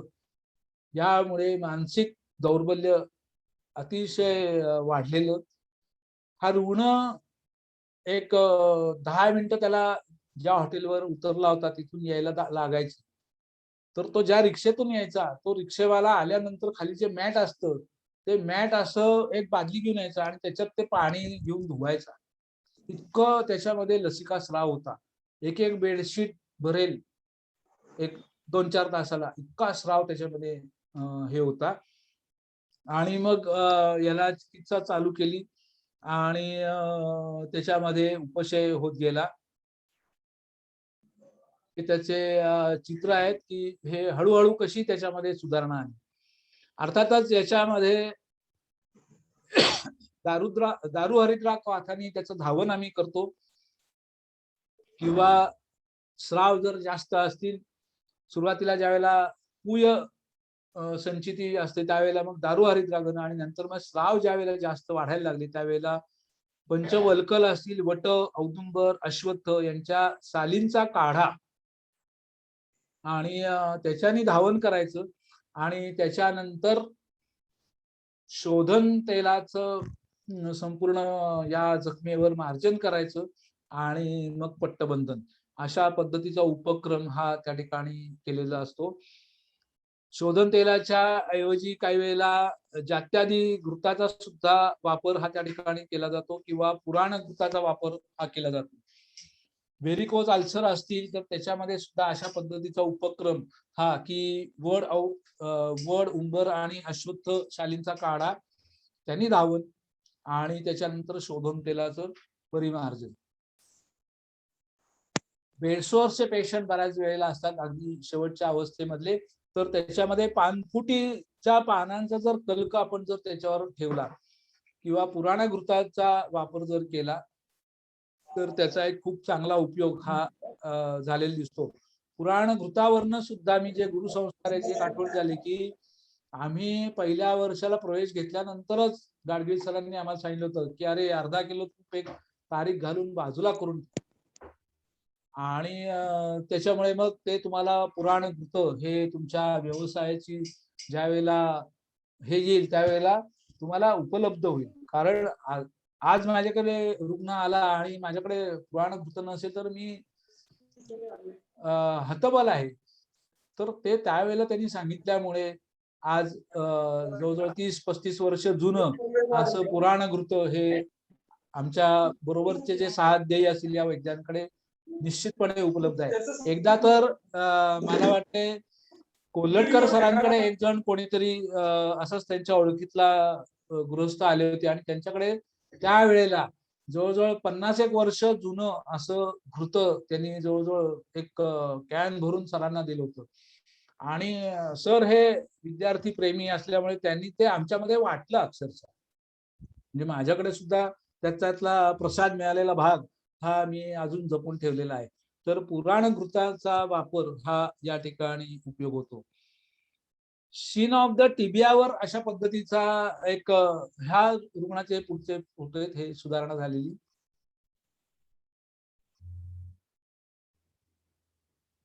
शीन ऑफ द टिबियावर अशाच पद्धतीची एक जखम झालेली रुग्ण होती. त्या ठिकाणी मांसल भाग अजिबात नाही आणि रसरक्त पुरवठा कमी नाही. तर अशा जखमेच्या बाबतीत सुद्धा या उपक्रमाने आणि या रुग्णामध्ये त्रिवंग भस्माचा वापर हा त्या ठिकाणी केला होता, की व्रणकर्मासाठी केला होता, की त्या जखमेवर हे सगळं झालं, धावण झालं जखमेचं, की जात्यानी तेलाच्या ऐवजी चक्क त्रिवंग भस्म सूक्ष्म केलेलं हे त्याच्यावर पसरायचं आणि त्याच्यानंतर पट्टबंधन करायचं. तर त्याचा सुद्धा खूप चांगला उपयोग हा त्या ठिकाणी होतो. जर लसिकास्राव जास्त असेल तर या घृताच्या ऐवजी नुसतं एकेरी अर्जुन चूर्ण हे जर त्या जखमेवर आपण टाकलं आणि पट्टबंधन केलं तरी ते उझिंग लवकर कमी होण्यासाठी त्याचा हा उपयोग खूप चांगल्या पद्धतीने होतो. काही वेळेला कृमी निर्मिती याच्यामध्ये असते आणि व्रणांमध्ये असते, तर त्या अशा वेळेला करंज तेलाचा पिचू त्या ठिकाणी ठेवणं किंवा व्रणधूपन अशा पद्धतीचे उपक्रम हे त्या ठिकाणी केले जातात.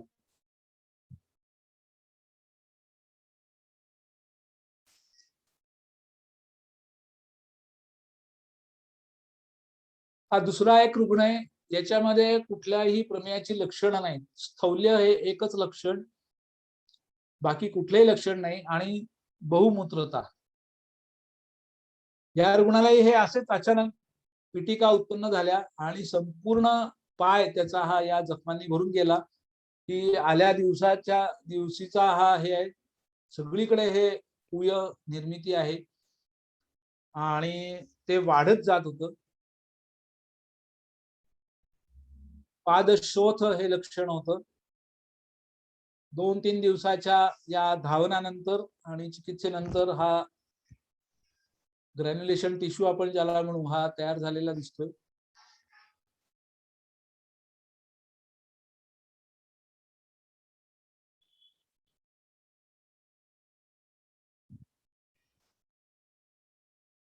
हे व्रणकर्म करत असताना याच्या जोडीला पुन्हा क्लेदनाशक किंवा आता लसिकास्राव खूप आहे तर तो थांबला पाहिजे, याच्यासाठी म्हणून सुद्धा अभ्यंतर चिकित्सा ही त्या ठिकाणी अपेक्षित असते.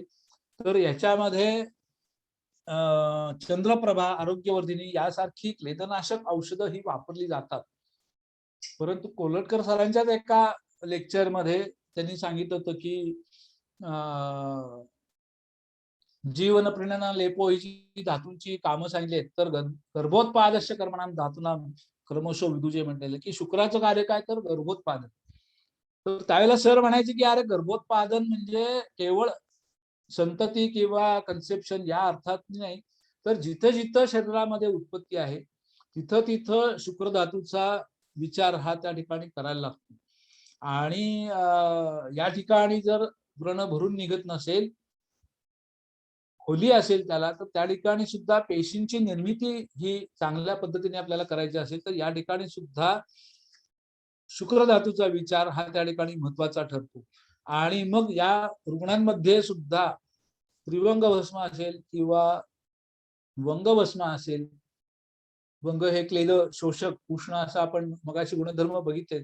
वैशज्य रत्नावलीमध्ये वंग भस्म आणि रससिंदूर असा एक कल्प त्या ठिकाणी आलेला आहे, तर त्याचा आम्ही वापर करतो.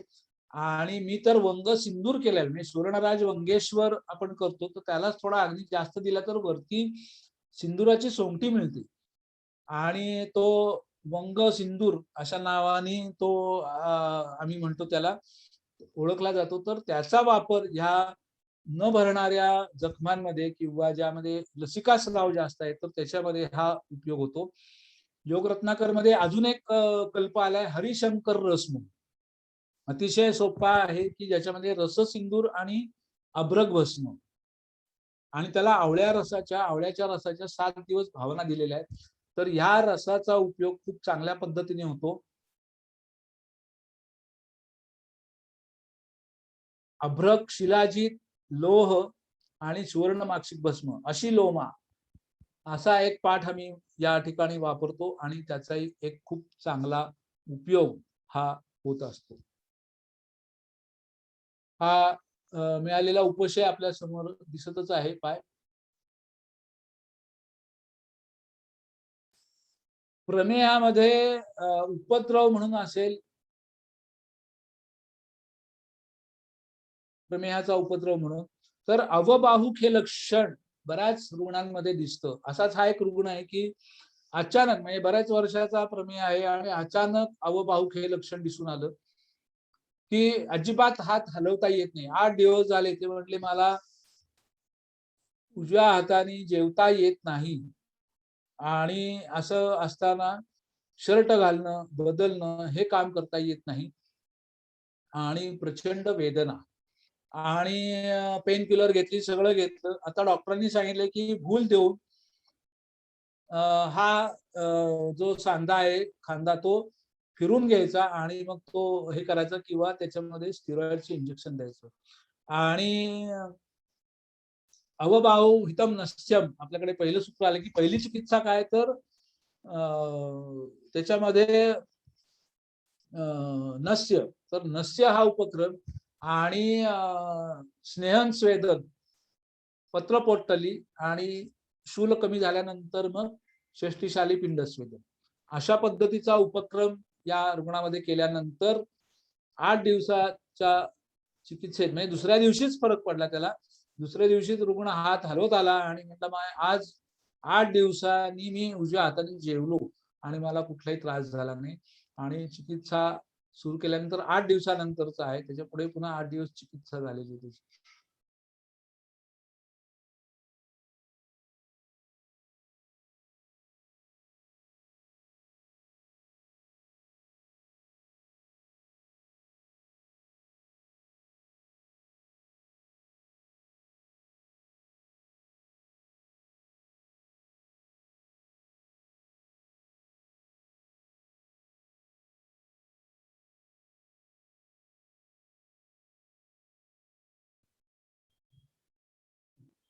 किती वेळ झाला?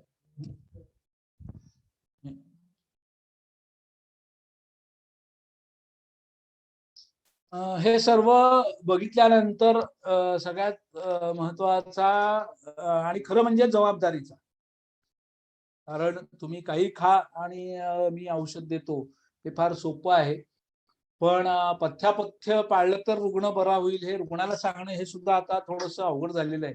कारण रुग्ण परत येईल का नाही याची बऱ्याचदा वैद्याला सुद्धा खात्री नसते.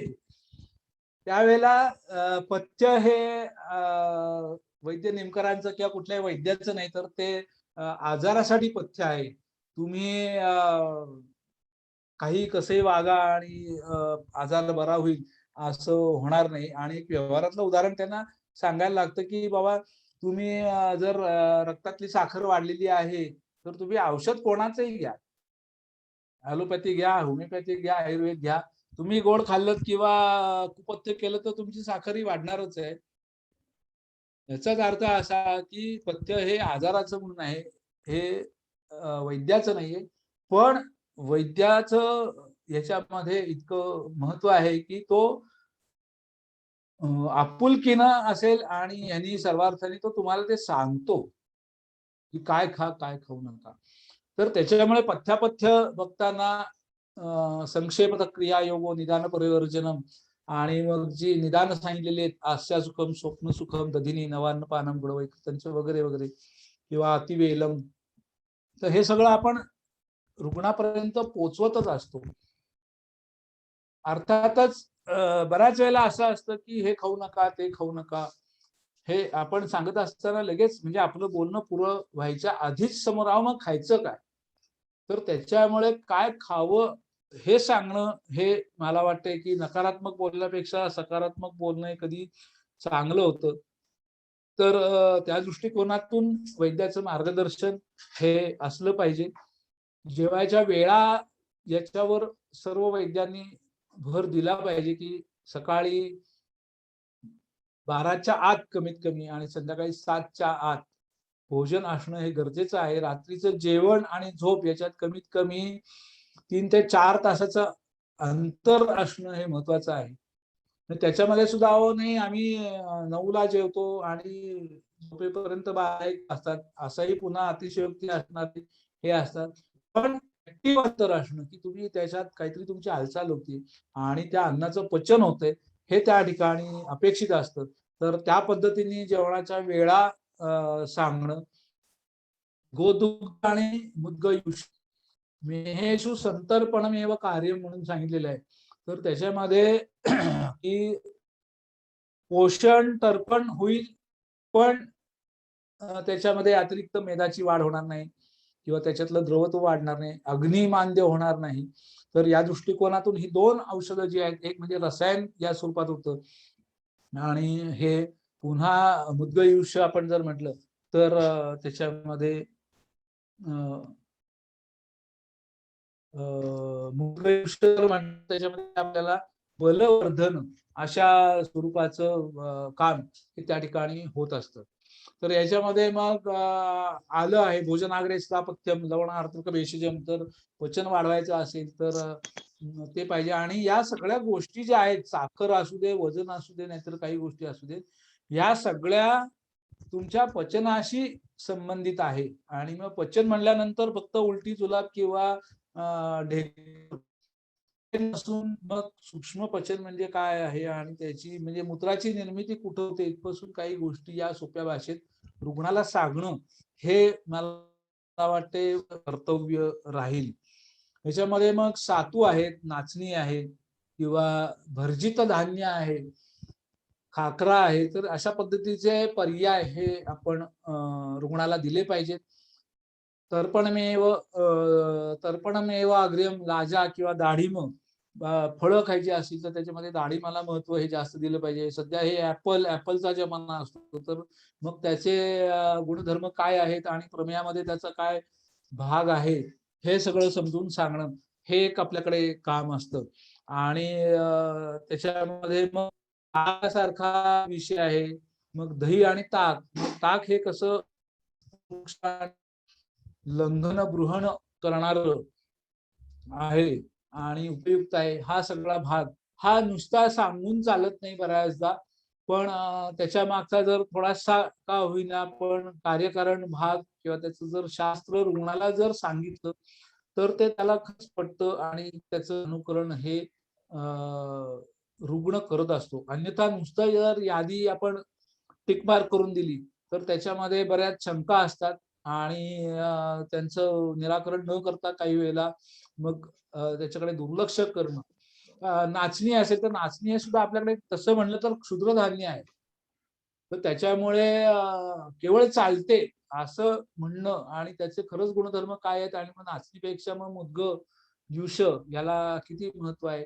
तर ह्या ज्या काही बारीक कल्पना आहेत ह्या सुद्धा रुग्णाला सांगणं हे फार महत्वाचं असते.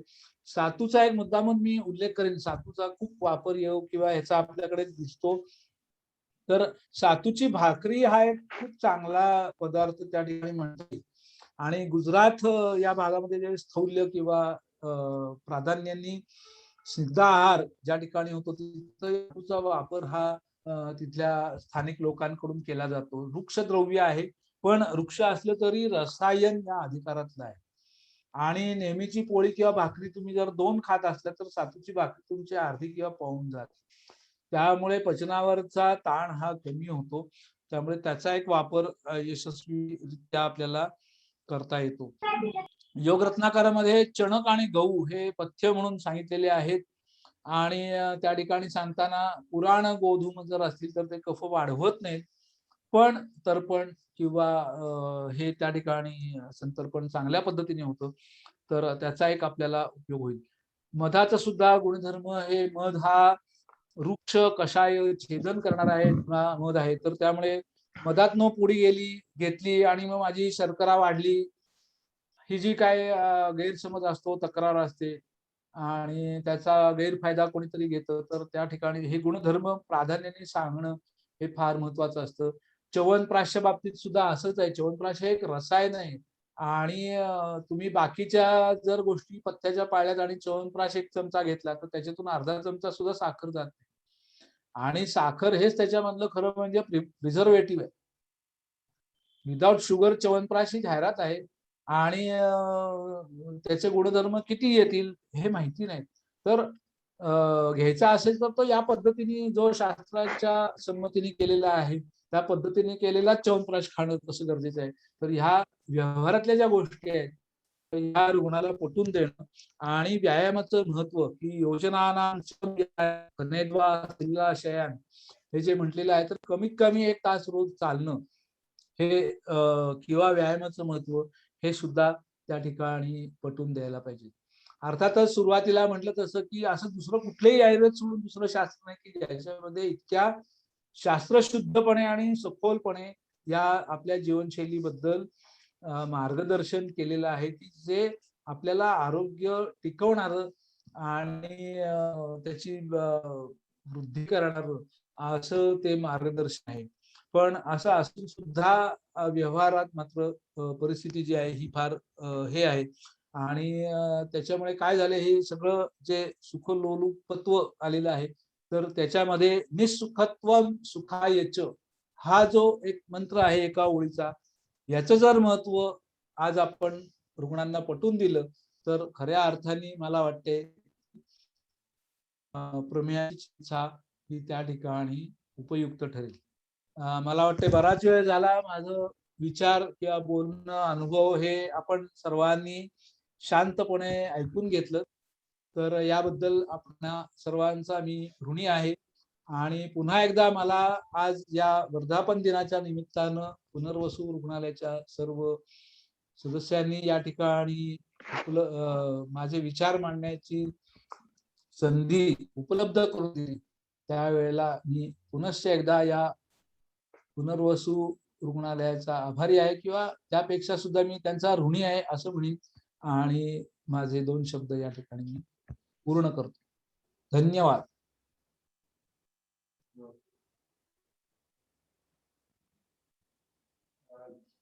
धन्यवाद सर. इथे थोडस आपण आता सरांना इकडे काही प्रश्न स्वरूपात काही असतील तर आपण सरांना पर्सनली विचारावेत कारण आता तसं वेळ बराच झालेला आहे. मुख्यतः जर आपण पाहिलं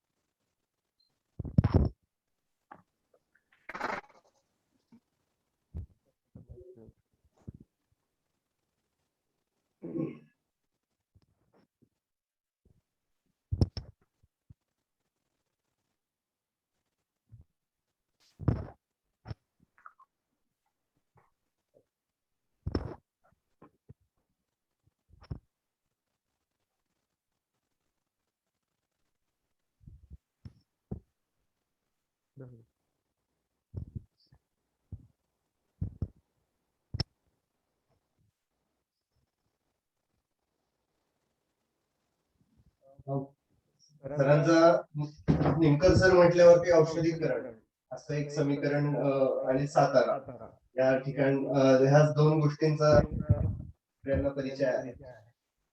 आणि या व्याख्यानामध्ये सरांनी जे काही आता प्रॅक्टिकल सांगितले तर एखादा चिकित्सक असताना तसं बहुविधत्व असावं लागतं. अनेक गोष्टींची उपस्थिती लागते. औषधीकरणाचा बॅकग्राऊंड असल्यामुळे यशस्वीता कशी दिसते हे सगळं आपल्याला यातून पाहायला मिळालेलं असेल. मी सरांना त्यांनी आपल्याला जो वेळ दिलाय आणि त्याचे मार्गदर्शन केले त्या विषयाबद्दल सरांचे आभार. मुख्यतः हा सगळा जो झूमचा मुख्य फेसबुक लाईव्ह आणि झूम साठी वेदस आणि प्रतिष्ठानचे जे आपल्याला सहकार्य मिळाले त्या सर्वांचे आभार आणि सर्वांना पुनश्च एकदा 15 ऑगस्टच्या शुभेच्छा आणि पुनर्वसूच्या वर्धापन दिनानिमित्त सर्वांना शुभेच्छा. धन्यवाद. आपण इथे हा व्याख्यान संपलं असं घोषित करू. सर्वांचे धन्यवाद. सरांचे आभार.